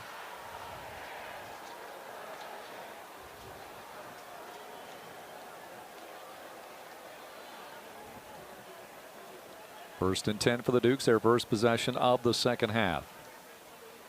Handoff. And nothing up the line there, just maybe right back to the line of scrimmage. Wayne Knight. It's interesting, one of the questions that we had of the coaching staff yesterday in our production meeting was some of the defining moments this season. And for Coach Chesney, they were actually things that you might think of as being negatives, but they turned into positives. And one, he said, I think the play that he talked about was when Old Dominion scored on Eaglin at an 80-yard or more. It was a long touchdown. 98, exactly, 98-yard touchdown. And then he comes back and gets a couple of interceptions. How you react, how do you play after that? Barnett over the middle. That is pulled in by Knight. Wayne Knight is 5'7", but he plays more like he's 6'3" sometimes over the middle. The long arm reach, even for the 5'7" frame, 1st and goal to go. But he talked about that game and then that particular play, but then the game he talked about was the 14-7 win at Georgia State and how they had to actually win that game. They knew they went in, they saw some things different, but they knew what they needed to do to get the game in the win column. As Barnett on the run will throw it out to the right side too far. And what that goes back in some of the discussions with this team this year when you compare them to last year is that JMU may not have won that game at Georgia State a year ago. Even though there's a lot of different characters, a lot of different role players, but that might be a maturation process, so to speak, in year 2 under Chesney. Yeah, he did. And he highlighted, that is also due to the strong leadership in the various position groups across this team. Trent Hendrick, Jacob Thomas, even Lakota Dupree was mentioned for his leadership in communication.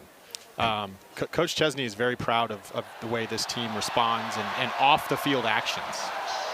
Barnett almost crabbed his way in, turned sideways and slipped on in for the touchdown. That's his 12th of the season. He and Duke Dog go chest to chest. I haven't seen that one yet. 4 plays, 24 yards, 136 into the second half, and Barnett has his 2nd touchdown run of the day and his 12th of the year.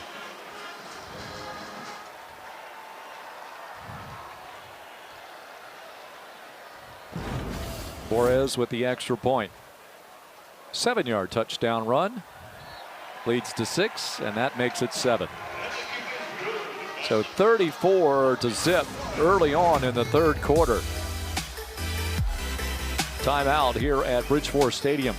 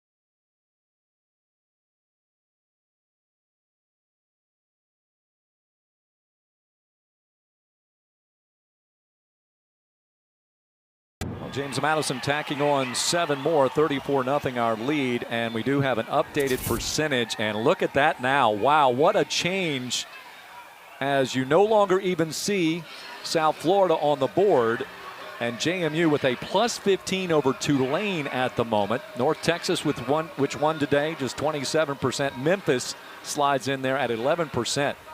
What a change over a few hours on this Saturday afternoon. Every game matters. It really does. It can shift fast. One of the great quotes out of yesterday was, okay, JMU ranked 24th on the AP, number 25 on the coaches. Coach Chesney, he says, If you want to make that number go away, pay attention to it. In other words, let's forget about it. Move on is what he was saying to his team. But he did also address it, however, because you can't really avoid it. So he addressed it. This is what it is. Great. Remember how you got there. You're going to have to continue to do that to get to where you want to go. He mentioned he did want to, take notice that this is an important milestone for the program, and take notice of that. But then quickly, like you said, move on, because if you look at it too long, it's going to be gone. App State with its second possession. Will screen and overthrown. And that was intended for your running back coming out of the backfield in DeBinion. Couple updates on Barnett. That was his 12th rushing touchdown of the season, the 20th of his career. He is tied for 7th in JMU single-season history for rushing TDs, along with Daquan Scott, guy that you played with. Mm-hmm. Still remember the day he played quarterback, and they only threw the ball once, beat William & Mary when the Tribe was ranked #1 in the country at the FCS level. Rodney Landers in 2007. And one of our guests today, Hall of Fame member Mike Cawley, made the trip. He led a cheer here with the JMU faithful back in the second quarter. His wife is the head coach at Penn State. Of course, Penn State winning. Katie and the Nittany Lions winning the national championship last year, battling cancer. But she was on the road with the Nittany Lions, and so he made the trek down. Going for broke.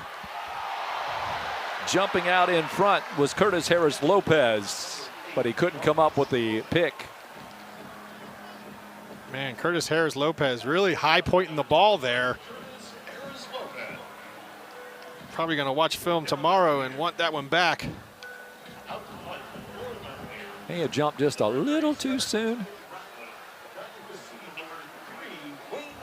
Wayne Knight will drift back. App State just struggling just offensively. Punt gets delivered all the way down, takes a favorable App State roll, and it'll settle at the 27-yard line. We do have a flag back at the 25, and this may be a control flag. Let's see what it is real quick before we go to break. What I mean by that is officials making sure. Play, personal foul, number 22, JMU. That's a 15-yard penalty, first down. So a personal foul here. You go over there and I'll come talk. Keeping things under control to a certain degree. So 34-0 our score. Timeout on the field. James Madison has the ball for the second time here in the second half.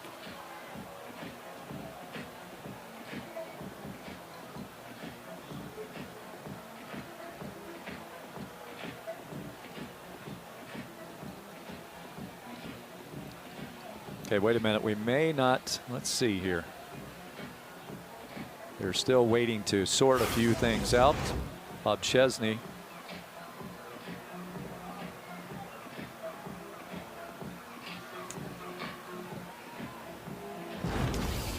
All right, we do have a timeout, so we have permission to send it to commercial break here, and we'll be back in just a couple of minutes.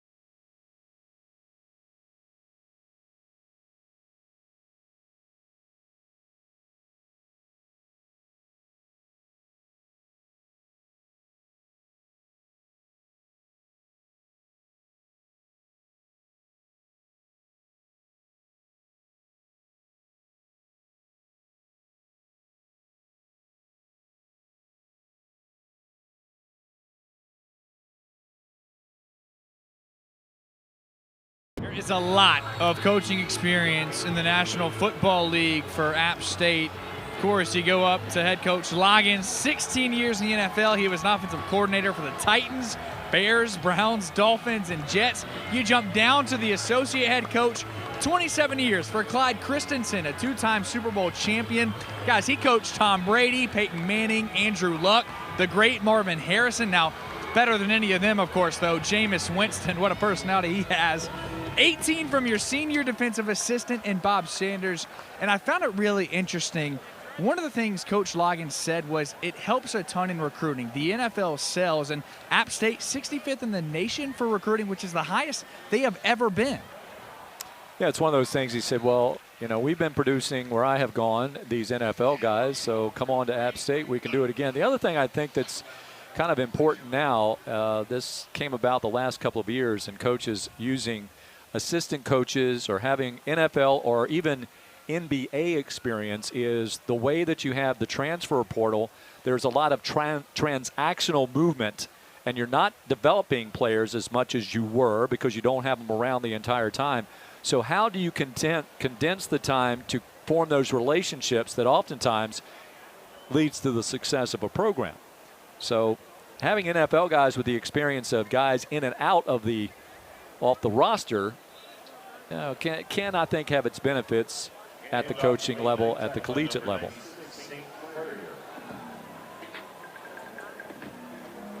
St. Farrier with the tackle that time for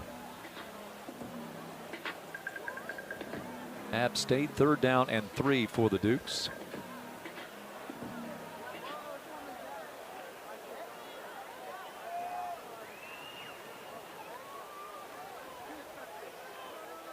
Send Knight here to the near side. He's going to draw some attention. One-on-one coverage. Grouping to the top side. Straight back. No protection for Barnett otherwise than the offensive lineman, and he completes the pass for the 1st down. And another catch for Smoke Collins this evening. Ronnie Porter has the tackle. Dukes were in an empty formation there, so Alonzo's out there by himself. When he scrambles, wide receivers, you know, there's just a scramble drill. Sometimes the deep guy comes shallow, the shallow guy runs deep. Smoke Collins ran to the sideline, right to the 1st down marker. Great execution. To the 26-yard line. 2 in the backfield, and he puts Petaway in motion. Hands the ball off on in and around by Wazlowski, and he'll pick up about 4 yards on the play. Braden, a transfer from the University of Maryland. A couple of catches today. Came in with 12 on the season and a touchdown. A little reverse Statue of Liberty-ish looking play. Pulling out some deep playbook calls there for future defensive coordinators to scratch their head on. In motion. Here on the near side, they go underneath. They drop it off to the tight end. As coming up with it is Josh Pfeiffer with the catch. Redshirt sophomore from Peachtree City, Georgia. Pfeiffer with his 3rd catch of the year. Does have a touchdown, however, this season. Coming across the formation. Little slide route into the flats. One-hand catch. You love to see that. DJ Burks coming up with a tackle. 3rd down and short. Dukes are 8 out of 12 on 3rd down efficiencies. That's even better than their national lead of 51%. This may be a 1st down automatic for the Dukes, as look like App State may have encroached. There's a hard count there. Both sides love to point. Of course. No, he did it. No, he did it first. Offside defense. Number 9 in the neutral zone, causing the offense to react. Results in a 1st down.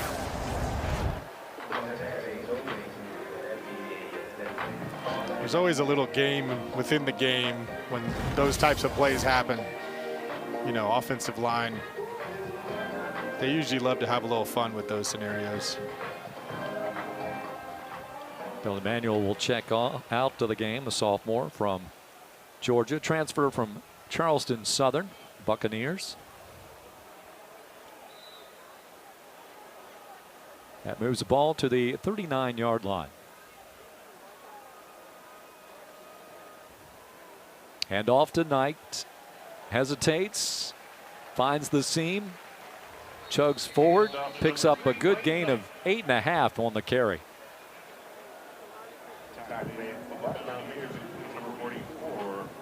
Rondo Porter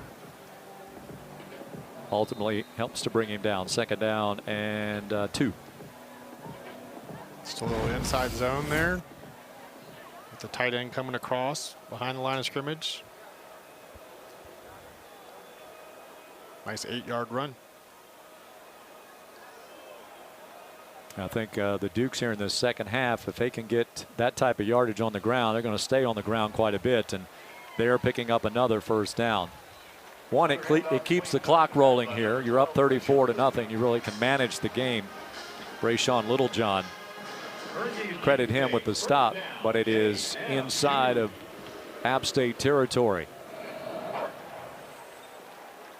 Dukes are home next week against the Cougars of Washington State. Interesting combination there. I'm sure the Cougars just needed a game. That'll be their second trip to the Commonwealth. They played over at UVA earlier this year. And the first time the Dukes will have a program from that level, that caliber, to come here. Some more in the future. Here's a pass out, and it's Alston eluding one tackler, and he takes it all the way up to the 31. Elijah McCantos ultimately brings him down.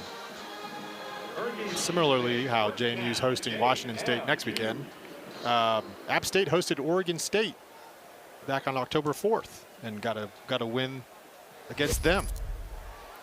Well, so the Pac-12, Pac whatever, 2. but they've been coming over to the Sun Belt. Well, they just had to find games. They needed to find games. They were kind of left in a lurch. Well, that last reception by Alston puts 9 players with receptions this evening, and Pettaway pounds away. Joe Cooper, a redshirt freshman from Kingsland, Georgia, Camden County High School, makes the tackle. And another first down for James Madison. Time of possession is it's unbelievable. Less than 10 minutes, App State has had the football today. And the Dukes are over 400 yards of total offense. And this drive is just really getting 5-6 yards a clip in the run game. Plenty of time. He finds the open man. Hurling is Dupree, former defensive lineman, turning offense. Man. And when he goes back to the huddle here, so-called, air quotes, he'll tell everybody about it. This is how it happened. Yes, Chesney really commentated on his how much Lakota Dupree loves to communicate on wherever he is and whenever he is. What an athletic play by that guy. You love to see it. Dukes in the red zone once again. They are 6 of 6 today. Barnett airs it out into the corner, and the ball is dropped. It was intended for Smoke Collins. Official's timeout. We have a timeout called by the officials as Collins may have come down awkwardly. Yep, they got a trainer go out and see him. Trying to get a touchdown second of the season would be for Smoke. He almost made an incredible catch.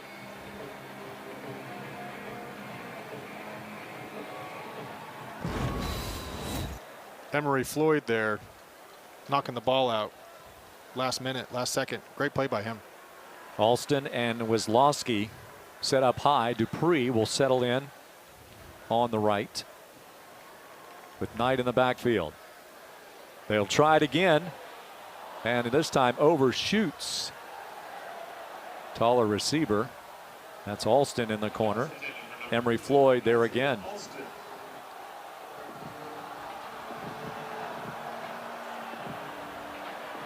They must be seeing something because they're really, you know, that's back-to-back plays going for the back of the end zone fade balls there. Barnett is now 5 consecutive games that he has passed for no less than 260 yards. He's up to 277 now.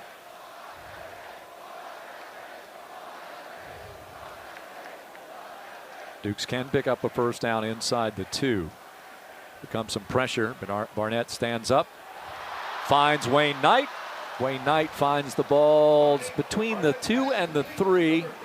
It's going to get a little shy of the first down, however. They'll spot it right actually at the 3-yard line. Ball is touching that hash mark.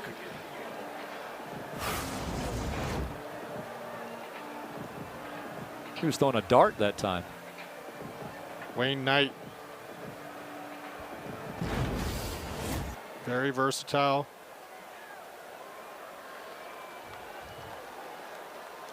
Duke's going for it here on 4th and 1. Oh, up under center. Trying to draw him off. Hard count. Won't get him.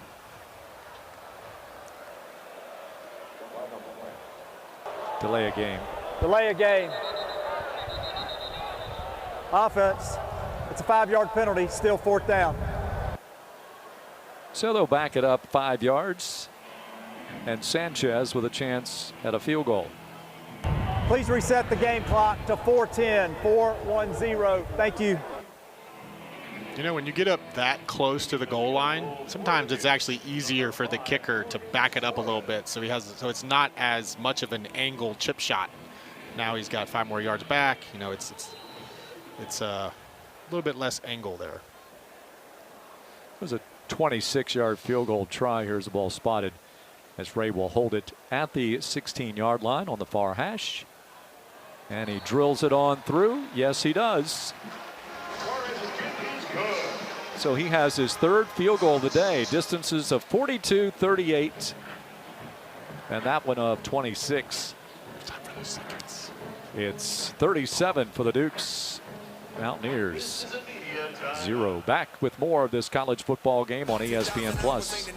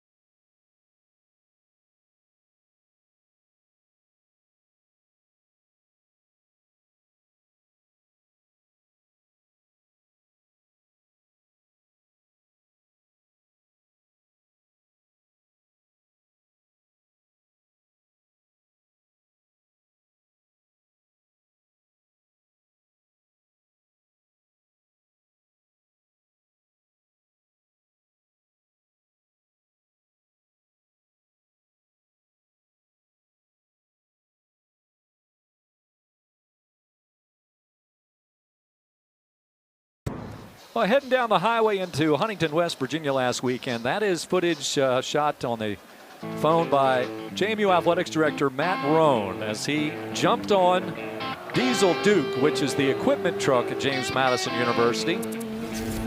And he made the trek all the way across. It was a very memorable adventure for him. First of all, I think it's pretty cool that the AD, was concerned about the budget, so he hitches a ride, right? Okay, so that's pretty cool. There is Mr. Roan here today.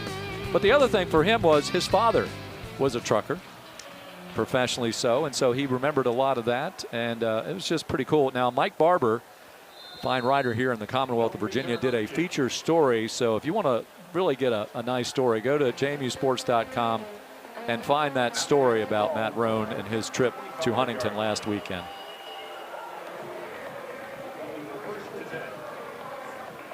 Another touchback on the Rosa kickoff. And that last drive was a time-consuming drive as well, as the Dukes went down the field. 14 plays, 78 yards, 7 minutes and 46 seconds, so ate up a good chunk of the third quarter.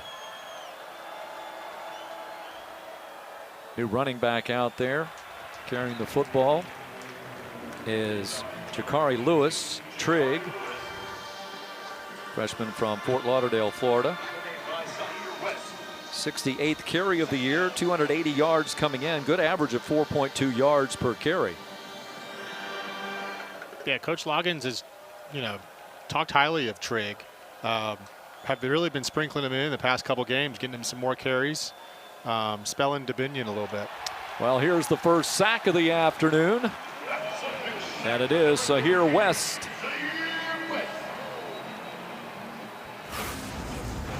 Been some pressure in the backfield. Just bull rushing that. Sideline warning. James Madison. That's their only warning. That was JMU's first sack. Barnett has actually been sacked twice today, and a lot of that early on. Third down, 0 for 8. And that last sack puts App State below 30 yards of total. On the run, Swan. And he is stopped to the marker by Trent Hendrick.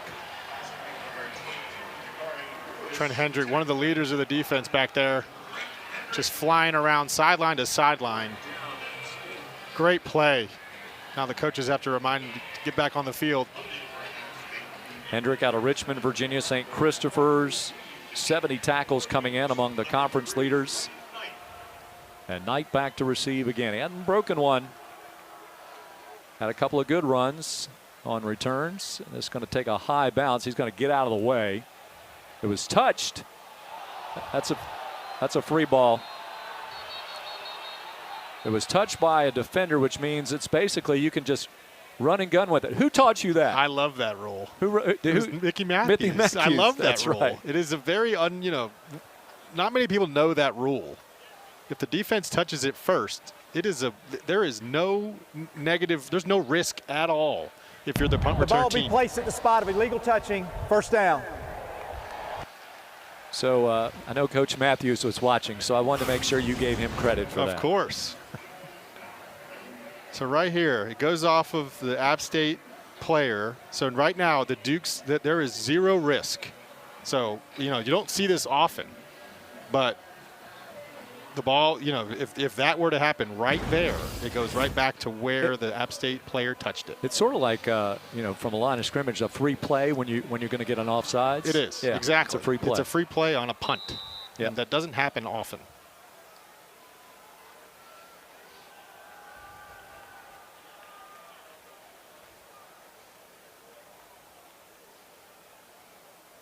Excellent field position again for the Dukes at the 45. It has not been a good field position day for App State. Another thing that Coach Matthews talked about a lot. There's Jacoby. Mallory breaking a tackle, working to the outside.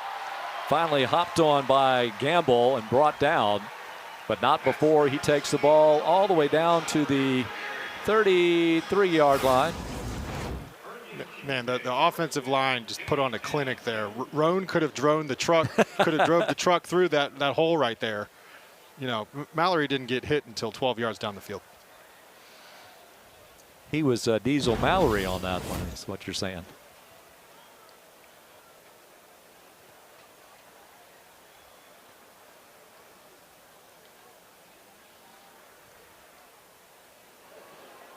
He has it again, whirled around, picks up 3 yards on the first down tote. St. Ferrier has the stop. Transfer from Hampton. Yeah, former Pirate. Fairs leads the way. He and Burks with 8 tackles apiece for App State, 7 for Gamble. Hendrick has 6 for the Dukes. A lot of players with 2 or 3. Then again, App State hasn't run nowhere near as many plays as James Madison has in this afternoon's contest. Floating it out here, trying to make the adjustment. Does he make the catch? Yes, he does, even with the flag. And it is a reception. The penalty was going to go against Emory Floyd. Pass interference, defense, number 6. That penalty's declined. First down. Just a little underthrown fade ball, kind of a back shoulder. If this was basketball, we'd call that and one. That's right.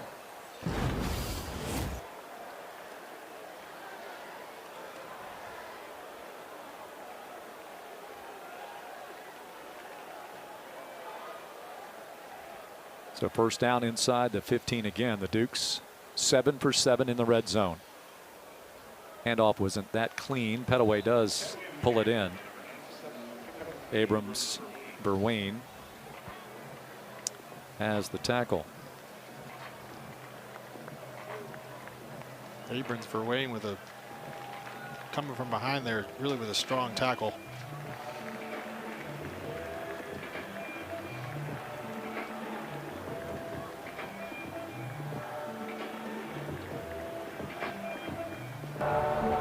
That's the end of the third quarter. So we're 3 quarters in. James Madison expands on its halftime lead, adding 10 more to the scoreboard. 37-0 as we go to quarter number 4. James Madison looking for win number 9 on the season and 8 in a row. See if they can wrap it up here when we come back to Bridgeport Stadium.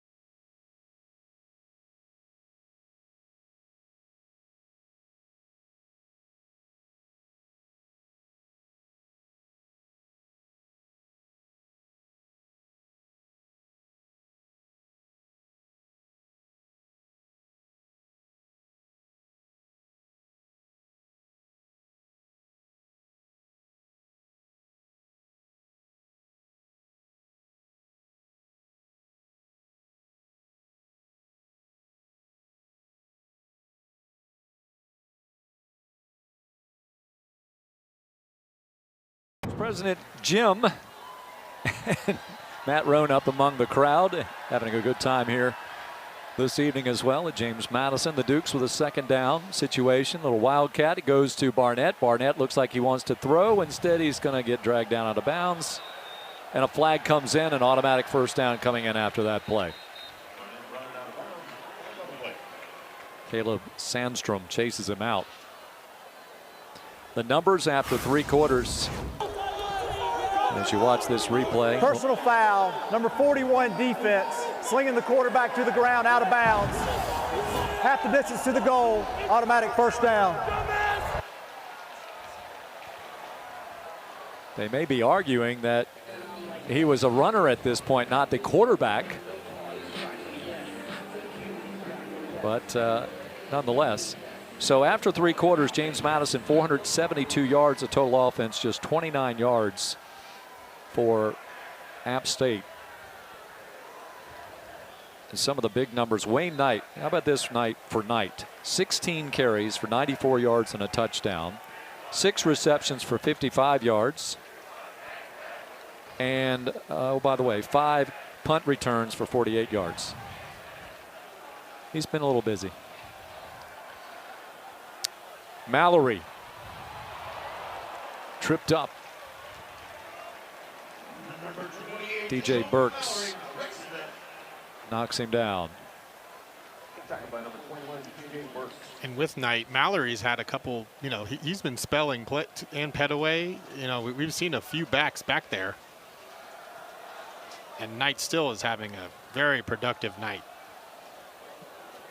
No pun intended. Understood. Handoff Mallory, straight ahead. I think he might pick up the first down. So first and goal. Number 28, Joby Mallory with the carry again.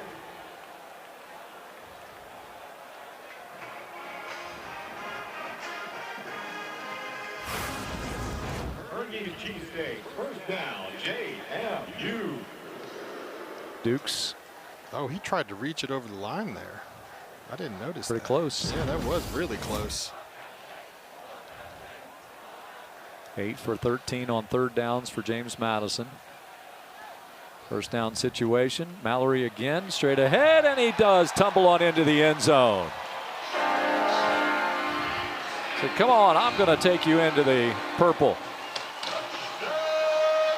The timing of the motion almost. Officials timeout. It was close again. Maybe that's by design. But great run by Mallory to get in the end zone. That's Dupree that's down on the field for James Madison, one of the tight ends. So Mallory in the end zone for the second time today. He's a hard runner. He is. He's sort of, you may recall Latrell Palmer. He's, to me, when he came to James Madison, that's who he reminded me of, that style of runner. Thick guy that's hard to bring down, just powerful. Second effort is tremendous. Dupree coming off on his own.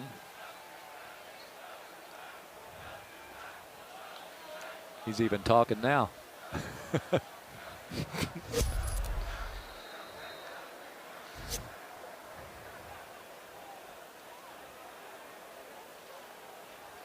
So an 8-play, 55-yard drive.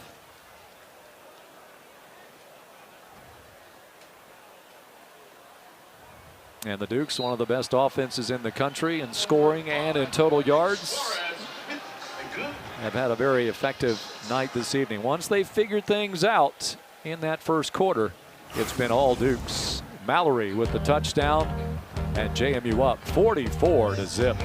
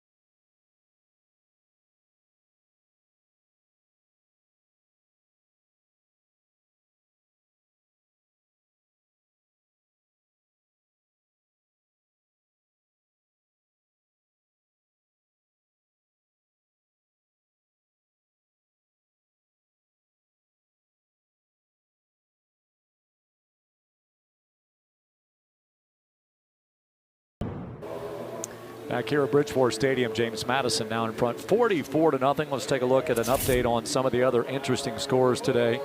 Memphis leading East Carolina in the third down in Greenville, North Carolina, 24-17. Again, Memphis 11%. That's what we saw earlier. North Texas won earlier today, 53-24. And in the third quarter, Tulane leading at home against Florida Atlantic. Coming in to the week, it was basically James Madison against the American. It's kind of what you were looking at with that CFP. Yeah, the Americans' out-of-conference schedule was impressive early on in the season, which is driving a lot of that. They're going to return this one right up the middle.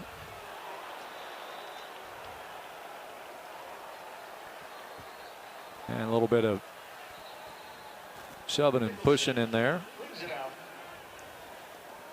Return all the way out to, they're going to spot it at the 20, up even further.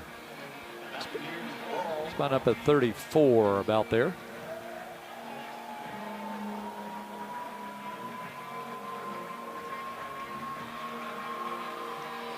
From the 28-yard line, first and 10. Oh, all right, they back it up again, back to the 28.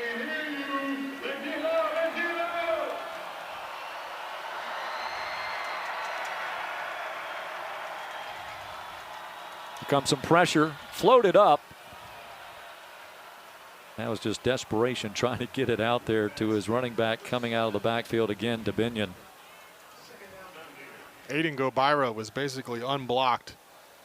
Had a clear lane right to the quarterback. The Notre Dame transfer, he's really produced as of recent. He was hurt last year, so didn't play, so it took him a little time to shake off the rust. Once he got a sack or two, then he started to turn up the volume a bit. Oh, there's a nice catch. That's pulled in by DeBinion, and one of the biggest positive gains, TJ McGill bringing him down for App State in quite some time. They pick up a first down. That's just their fifth of the night. James Madison 27 on the other hand. Dukes come crashing down. Oh, nice try out there as the ball skying up in the air. JMU getting some new bodies. As Jaden Studio making the dive at it from the linebacker spot. JMU is bringing pressure again. An unblocked player almost got to Swan for a sack. Forced that duck there. Duke's going deep on the depth chart. Here goes Gobira. Put some pressure on. That is picked off. Heading towards the end zone for the Dukes. Spagnotti. And he's in the end zone for the score. Hang on a second. There is a flag. A couple of flags. Maybe a late hit or on the quarterback. Personal foul, roughing the passer, number 97 defense. That's a 15-yard penalty and an automatic first down. All right, so wipe out that interception.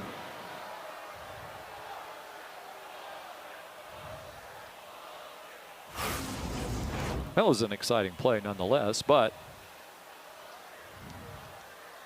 yeah, the ball's gone. You don't need to do that. Yep. Right? Good call. Yep. Could hold him up right there. Yeah, just stop.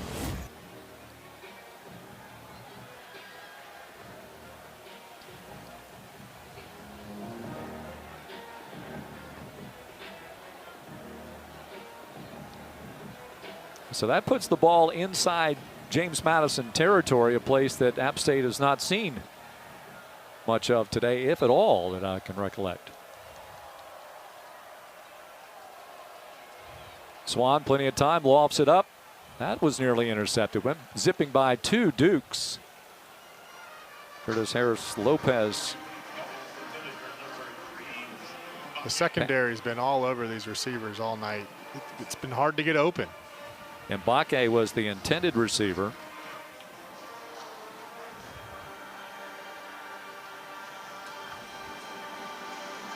Yeah, actually The only completions of note were to Dominion coming out of the backfield. Putting this one up for a grab, and there's a nice catch to the back shoulder. Dalton Stroman, little underthrown fade ball. Those are the hardest ball to defend when you're a corner. Obviously, you're running with the receiver, and the receiver's looking back at the ball, and he didn't see it, right? So great play by Stroman there. Well, that one would have been better to be incomplete, but Lewis brought it in behind the sticks. If he doesn't catch it, it's a 2nd and 10. Instead, it's a 2nd down and 14. Stroman, by the way, on the first play against Lindenwood, had a 72-yard touchdown reception. 25 receptions for 424 yards coming into tonight's battle. He's got some size, 6'4", 210. You know, the guys on the outside, there's Dozier, also 6'4". That's broken up, hit right away as Mekhi Rogers breaks it up, 3rd down.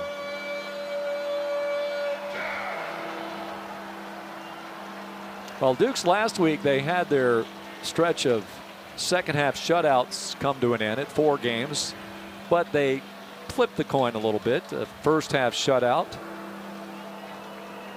And App State threatening. Still relatively early in the 4th frame. Swan wants to air it out, but he will not get a chance to. 2nd sack of the afternoon for James Madison, Jaden Studio. JMU brought 2 extra defenders there. Just more people than App State can block. Xavier Holmes also wreaking havoc.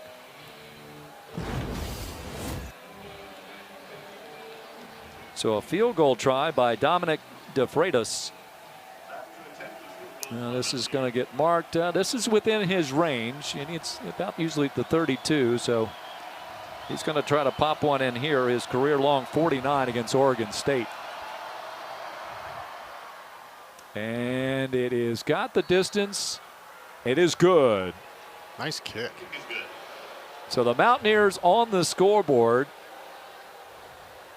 So that takes the question of James Madison's last shutout out of the picture, as well as for App State. And so with 10:48 to go, it's a 44-3 James Madison advantage. It looked like the Dukes are going to get a pick 6, but a roughing the passer kept the drive alive, and App State cashes in.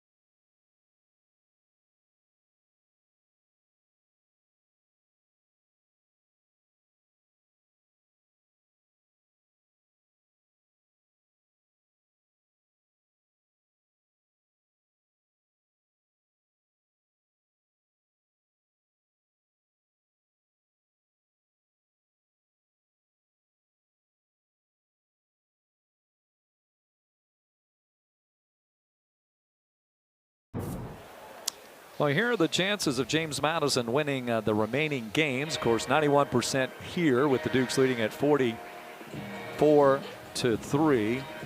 84% chance of winning next Saturday against Washington State. And then 87% at Coastal Carolina. This is presented to you by Allstate.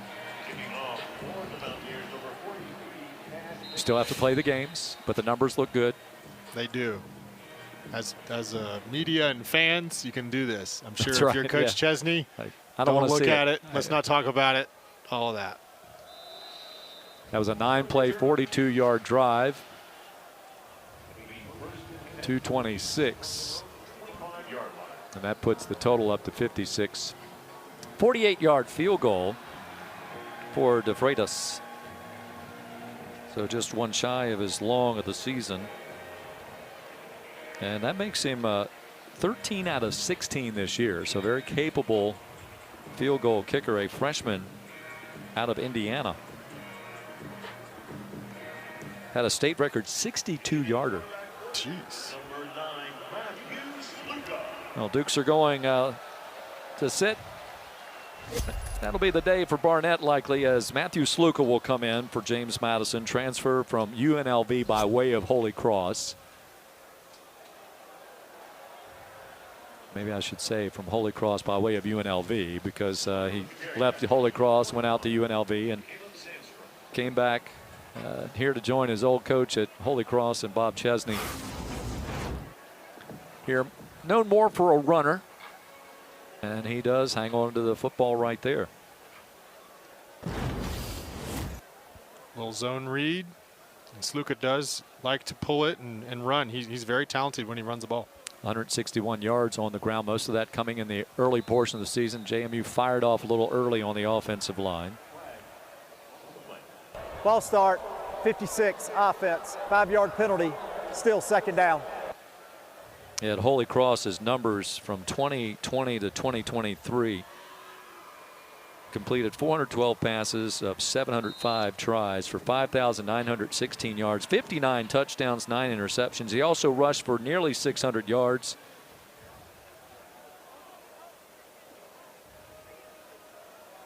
So a lot of big numbers for Sluka. I'm sorry, 600 rushes for 3,583 yards. And here he goes again. See how he kind of tiptoes his way? He's got his own unique style of running with the football. He does. He was nice and patient there, too, allowing his blockers to create those lanes and got the first down.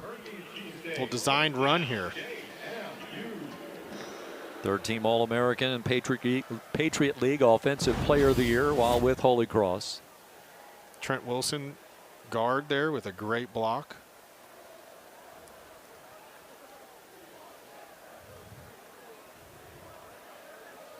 And the yards per rush for the Dukes here, 401. To you see what the other pack has done. And the breaking loose, heading towards the end zone. Caught from behind, maybe still fighting, and inside the 5.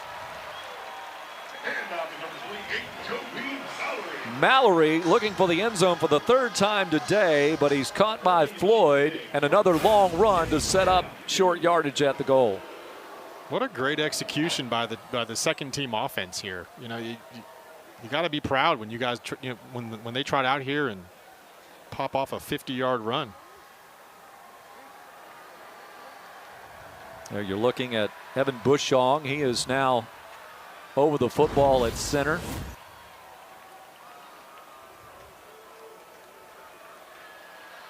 It's like they got James Pogarels on the right tackle.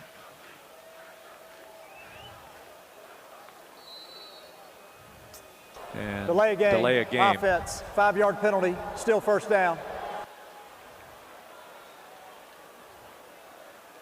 There was a lot of motion and shift. I guess it was a shift. There was a big shift there, and I guess they didn't get up to the line with enough time to do that.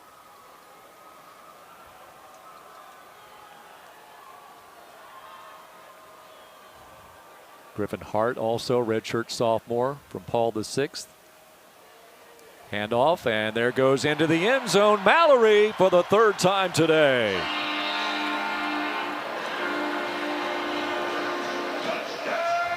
Just great blocking by the receivers on the outside as well.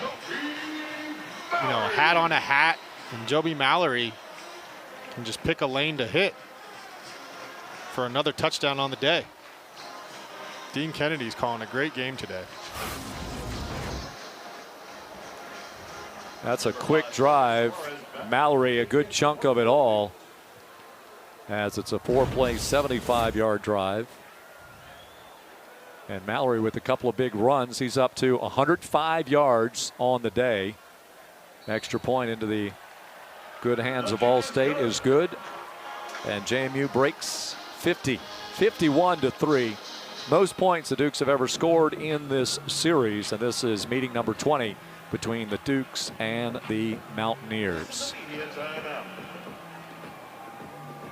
7:53 remaining. Mallory from Sluka to the end zone he goes. Touchdown JMU.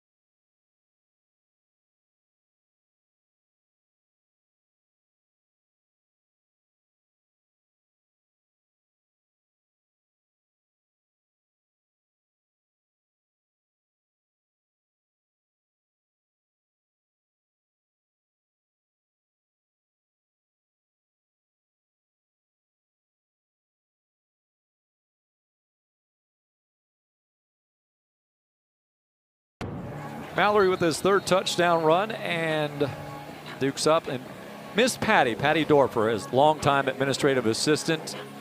There have been 9 football coaches in the history of James Madison. She worked for 5 of them. So she is the career leader in that category, without a doubt. Recently retired, loved by all the players, loved by all the coaches that she's worked with, loved by everybody that's at James Madison University that has the pleasure of knowing her. As the ball coming out of the end zone once again for App State. They figure, what the heck. And earlier today, it was great that the football alums that were here, as a flag will come out at the end of the play. A lot of the football alums that were here, they treated Patty to a nice little reception this afternoon before today's ball game. After the play, personal foul, unnecessary roughness, number 11, JMU. That 15-yard penalty will be added to the dead ball spot, first down. But I'm curious to know how many tickets she worked through people over the course of time, because, you know, I mean, they go, Miss Patty, I need tickets for this game. Miss Patty, I need tickets for tomorrow. You know, so there was a lot of that going on. Oh, I mean, I'm sad that I couldn't get out there as an alumni myself to her ceremony earlier. Miss Patty is an absolute sweetheart, and she was like a second mother to everyone around in the entire program for decades here. Yeah. Son Jared is here this week. He comes up to all these games anyway, but he's down in Texas. Ball lofted out to the right side and pulled in by a tight end. As Galloway comes up with the catch. Galloway a freshman from Rosman, North Carolina. Brevard, 6'4", 240, good target. Spinagatti comes up with the stop. It's a great passing catch there.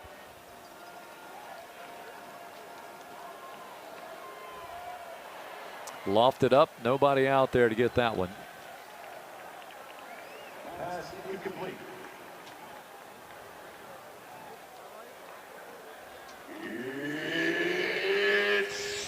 For Mallory, by the way, the 105 yards, a season high. I think it's third down.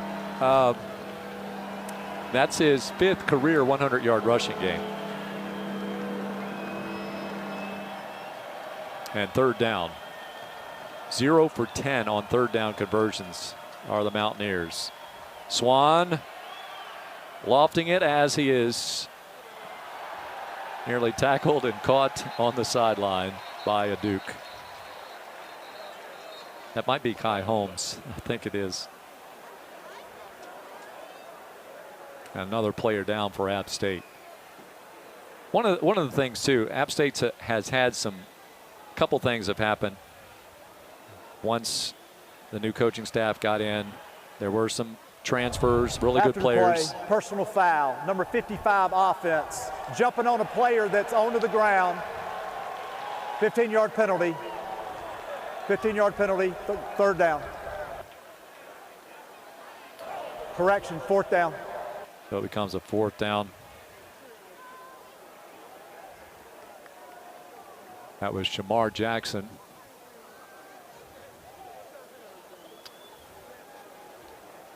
Actually, let me double check on that. Yep.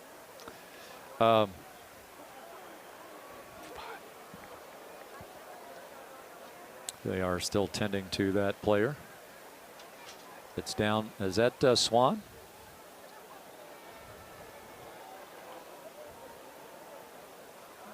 He's been tended to for the second time.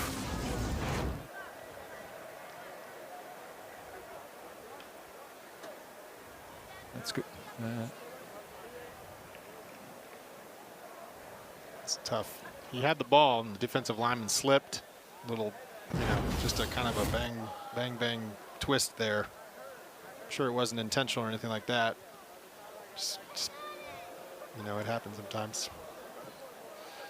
All right, we're going to step aside. It's never good to see those air braces come out. And we'll be back. 51-3, James Madison up with 7:09 to go.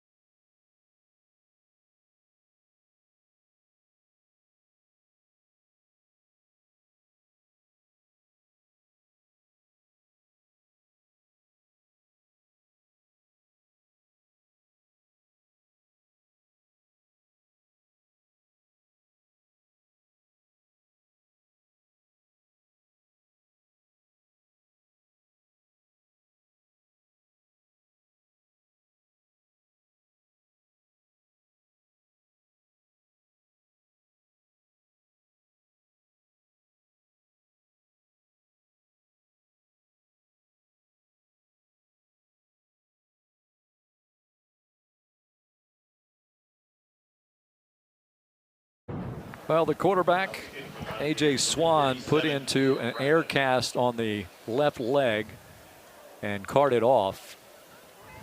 Ball being punted away. Fair catch. Fair catch made by number 17, Michael Scott. Michael Scott. Yeah, at this stage, no need to put Wayne Knight out there anymore. You can really manage your personnel differently here with 7:02 to go. And what I was getting ready to say, too, is that they lost some key experienced returning players, particularly a couple guys on the offensive line that were poached by Power 4 programs, and then kind of found themselves with not the depth that they really felt like they needed, in the Sun Belt. And then some injuries this year have also factored in, and it's put App State behind the 8 ball, so to speak. And 3 straight losses after a good start. They were 4-2, and looking at a 4th consecutive loss here today. There's the running back squeezing on through. That was one thing that Loggins did talk about in just general differences between his experience in SEC versus down here. The Sun Belt was depth, right? And Sun Belt, App State, they have had, unfortunately, a lot of injuries, just some prominent starters. Isaiah Cummings at tight end, Kanye Roberts, Tyreek Poindexter, Trent Ramsey. They've got multiple starters that have been injured. So that forces younger guys to step up and play earlier than probably planned. Speaking of younger guys, this is the freshman Jackson McCarter out of Bristow, Virginia, Patriot. They just carried the football. Picked up a first down. McCarter with his 2nd carry gets a little help from his buddies.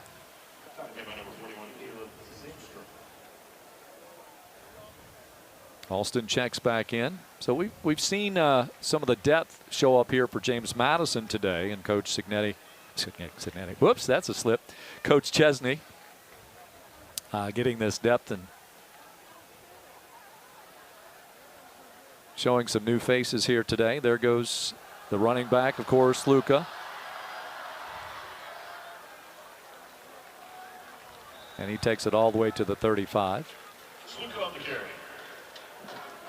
Cummings, the tackler.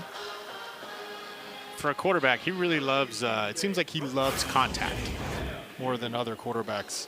Some may have kind of just gone down there, gone out of bounds. As many times as he's carried the ball, he better like contact, right?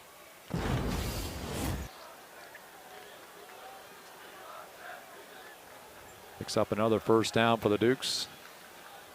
That's number 30. That first down guy's been busy today.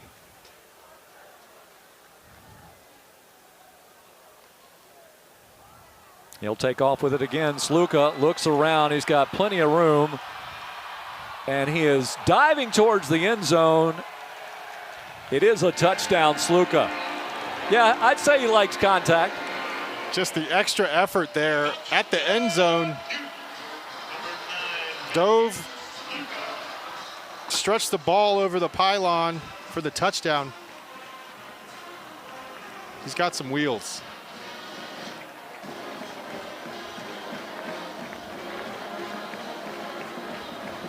Reaches it out and scores the ball. You can tell he's an athlete. Suarez has been a busy young man today as well. He'll try to tack on point number 58.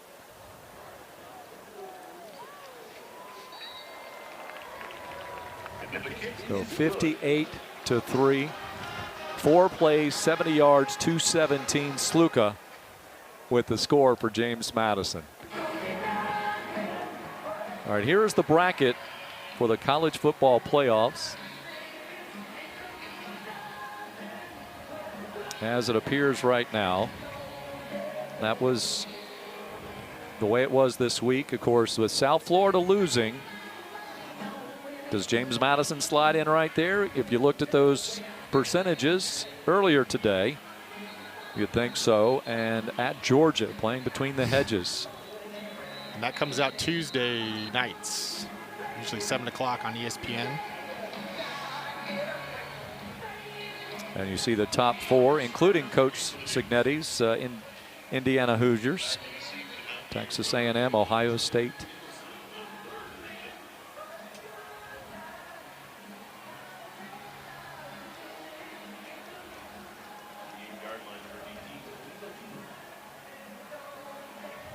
Four plays, 70 yards, 217. Duke's up to 627 yards of offense. That's a big catch.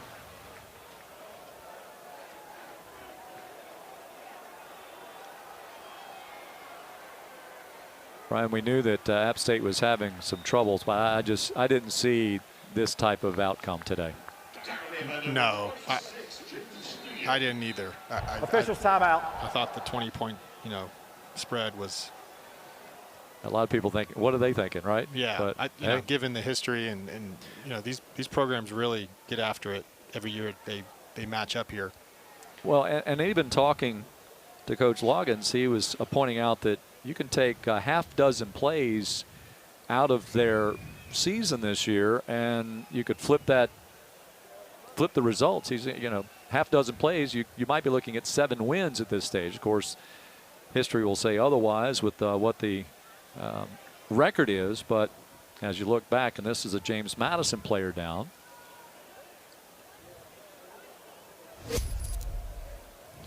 It's Jaden Mines. Hope he's all right. I saw I was watching it, and I noticed, he was screaming down on the play and hit the blocker, and you could tell he was injured right after the hit here, and it's right here at the bottom, and you can tell, yep. And Coach Chesney actually got a little fired up because someone comes and jumps on him when you can tell he's already down. Like you don't need to block him like that. So Coach Chesney was getting after the other, getting after the referee a little bit and the other team a little bit to kind of say, that's not needed. You don't need to do that. So hopefully he's okay. Look at the JMU sideline. Is their teammate? He's getting up. His Mines. Actually saw Jacob Dobbs there. Yep, Dobbs has been sticking around this year. He was among the linebackers last year for the Dukes. A transfer, had a great season with the Dukes a year ago. And Mines up. It's good to see him walk off. Man, he got a few cobwebs knocked out the way he got hit there. Yeah. James Madison next week. We'll find out either game time is 1 or 2 for next Saturday. That should be announced pretty soon. A couple of other things as we look at basketball tomorrow for the JMU women. They are at home against the Villanova Wildcats.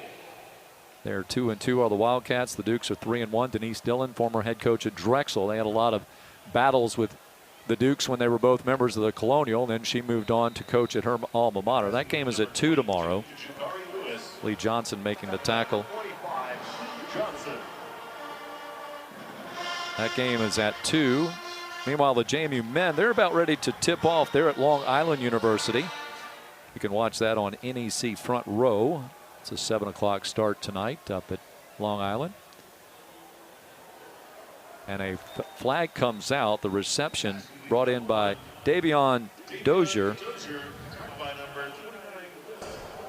An eligible player downfield, number 13. He was covered up. It's a 5-yard penalty. We'll replay second down. An alignment issue.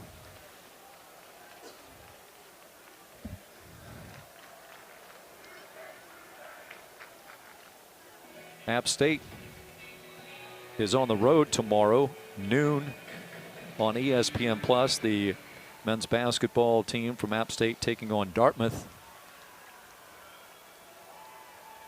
Lofted up and out of bounds. And the App State women are home tomorrow facing Wofford.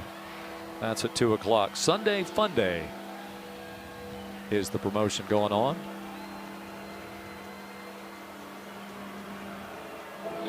The third down attempt here for App State. They've had a rough day on third down all day. 0 for 10.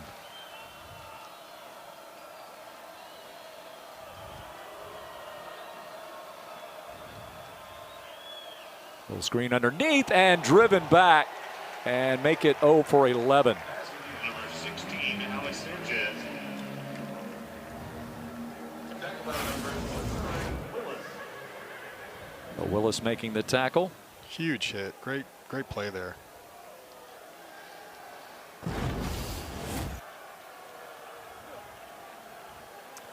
Sets up the 4th down. They're going to go for the 4th down. 0 for 1 today.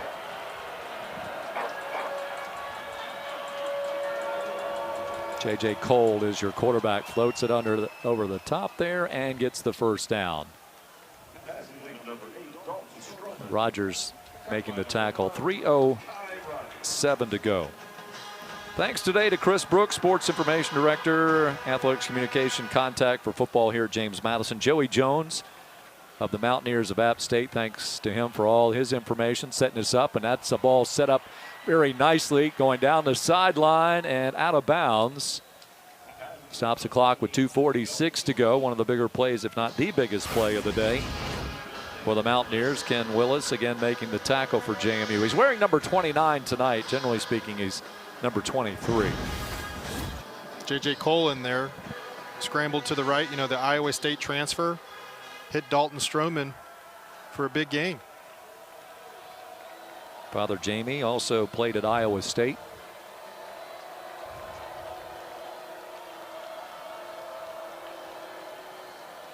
Stands tall, floats it over the middle, and just a little too far. Rogers again back on the coverage.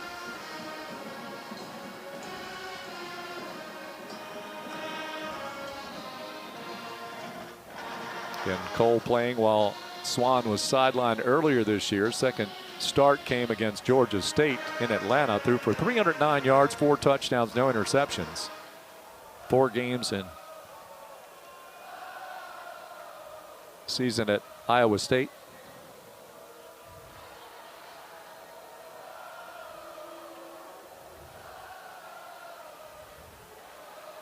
Picks up 3 yards on the play. Stays in bounds, and that'll send us to our 2-minute timeout. Timeout. And we'll take a timeout along with our teams here at Bridgeforth Stadium.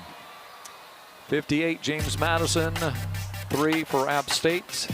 Closing in on the final couple of moments of today's encounter.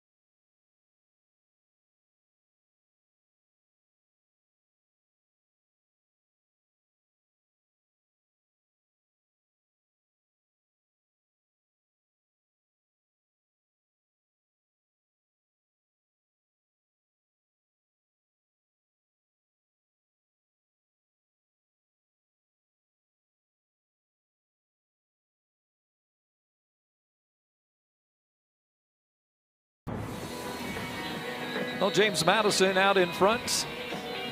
A week before facing Washington State here. Again, game time is 1 or 2. That'll be announced probably within the next 24 or 48 hours. So what time that game will kick off shouldn't really affect the crowd all that much. They just have to figure out when to come into the stadium. They'll be here anyway, usually. And next Saturday, Marshall against App State. There's an old rivalry matchup going on, going back to the old SoCon days.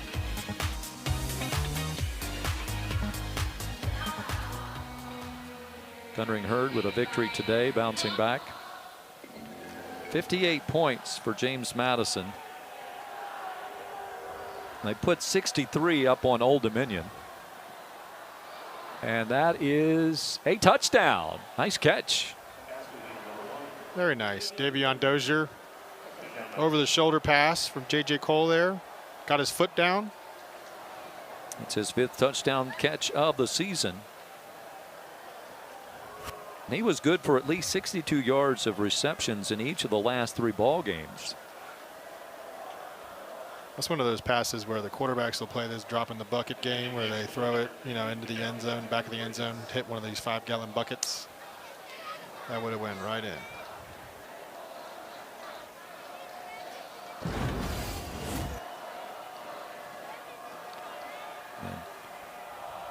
Dozier at 6'4". And the point after is good from Ratliff. So that changes the score a bit. 58-10, 1:54 remaining. Thanks to continue with our thanks, helping us out with our research and production this week. Caden Bridges, here our stage manager, Kate Carrier, and Alonzo Barnett, in fact, gave us a little insight into this weekend's game. Our producer today, Kelly Bowmaster. Directors John Hodges and Brian Creasy. Daryl Atchison, our engineer. Chris Schurz on graphics, and Chris Jackson on audio today. Oh, excuse me. Chris Schurz on replay. Replay for Chris.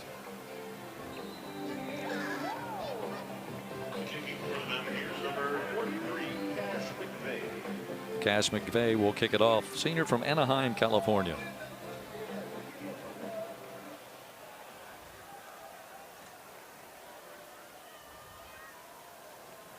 Also thanks to all the camera operators here at Bridgeport Stadium today as well. They were out in the elements, but elements were pretty good for this afternoon's ball game into this evening.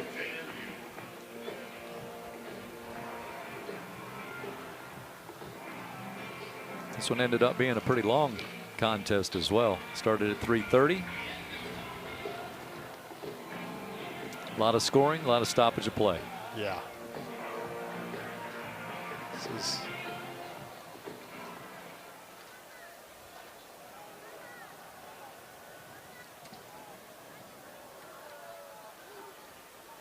Duke's going with Blake Kendall at quarterback. Number 15, Blake Kendall with the jersey. continuing to do the quarterback runs here, regardless of who's in. Seems to be a theme across the room. Out of Wellington, Florida. That was one thing that Coach Loggins definitely highlighted was the benefits of a running quarterback that they've seen when watching tape of the various teams in the Sun Belt when trying to defend them.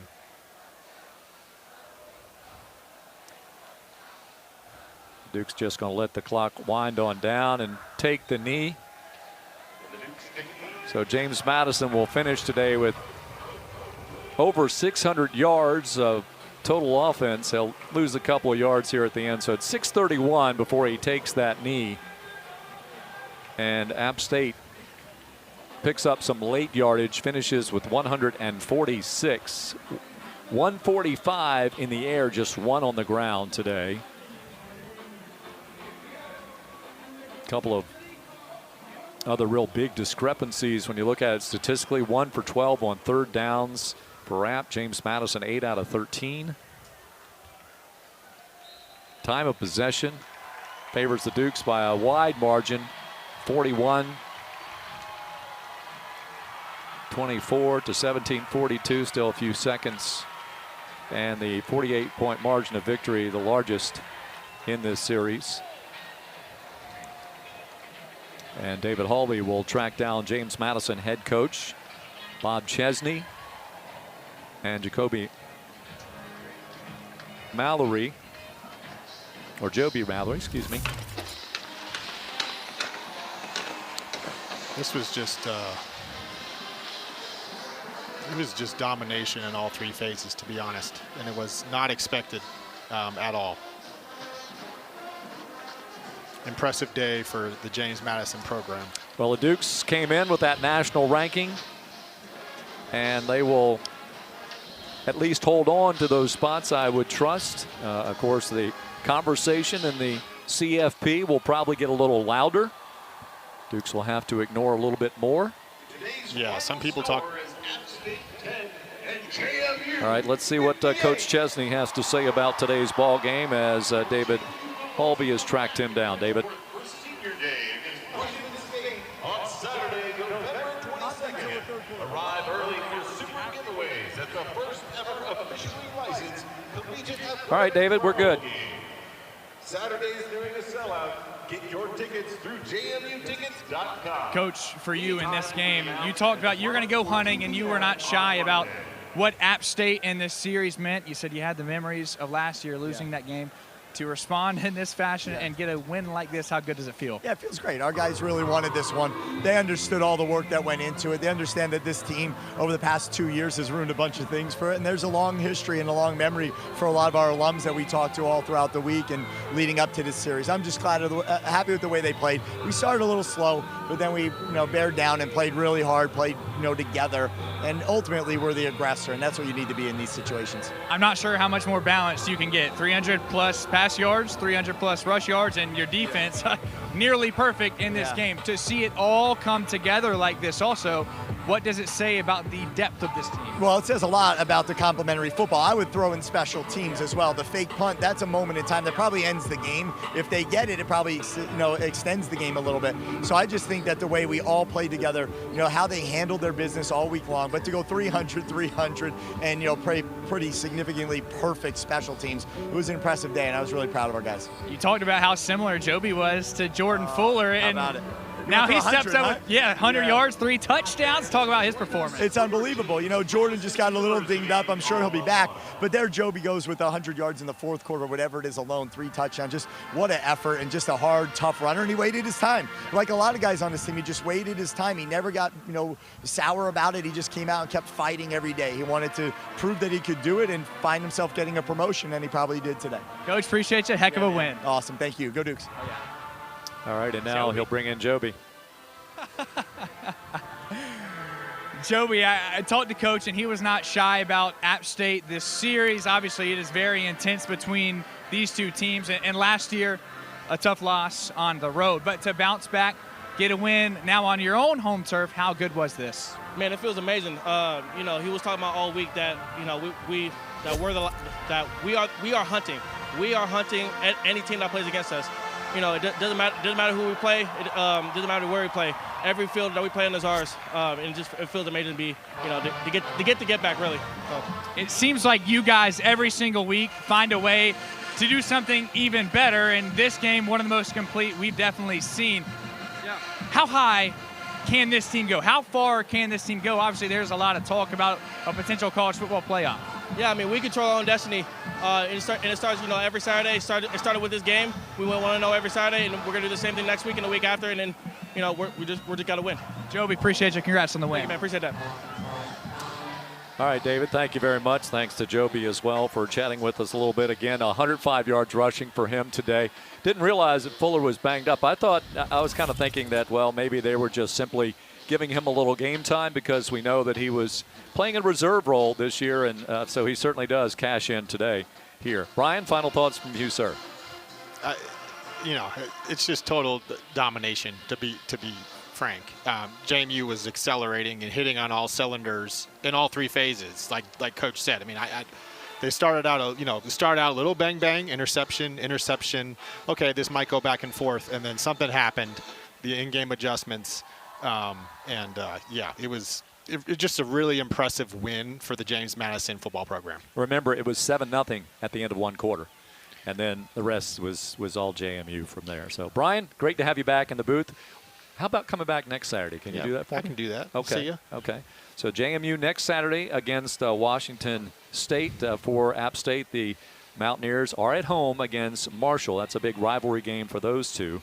And see how that will play out next week in Boone. So that wraps it up on this Saturday in Harrisonburg. The Dukes have won 8 in a row, 9-1. They go to 7-0 in the Sun Belt. App State falls to 1-5 in league play and 4-6 overall with 4 consecutive losses. For David Holby and Brian Barlow, I'm Kurt Dudley saying so long, everyone, from Bridgeport Stadium, where James Madison wins today 58-10. This has been a presentation of the JMU Sports Network for the Sun Belt Conference and ESPN+. Good night, everyone.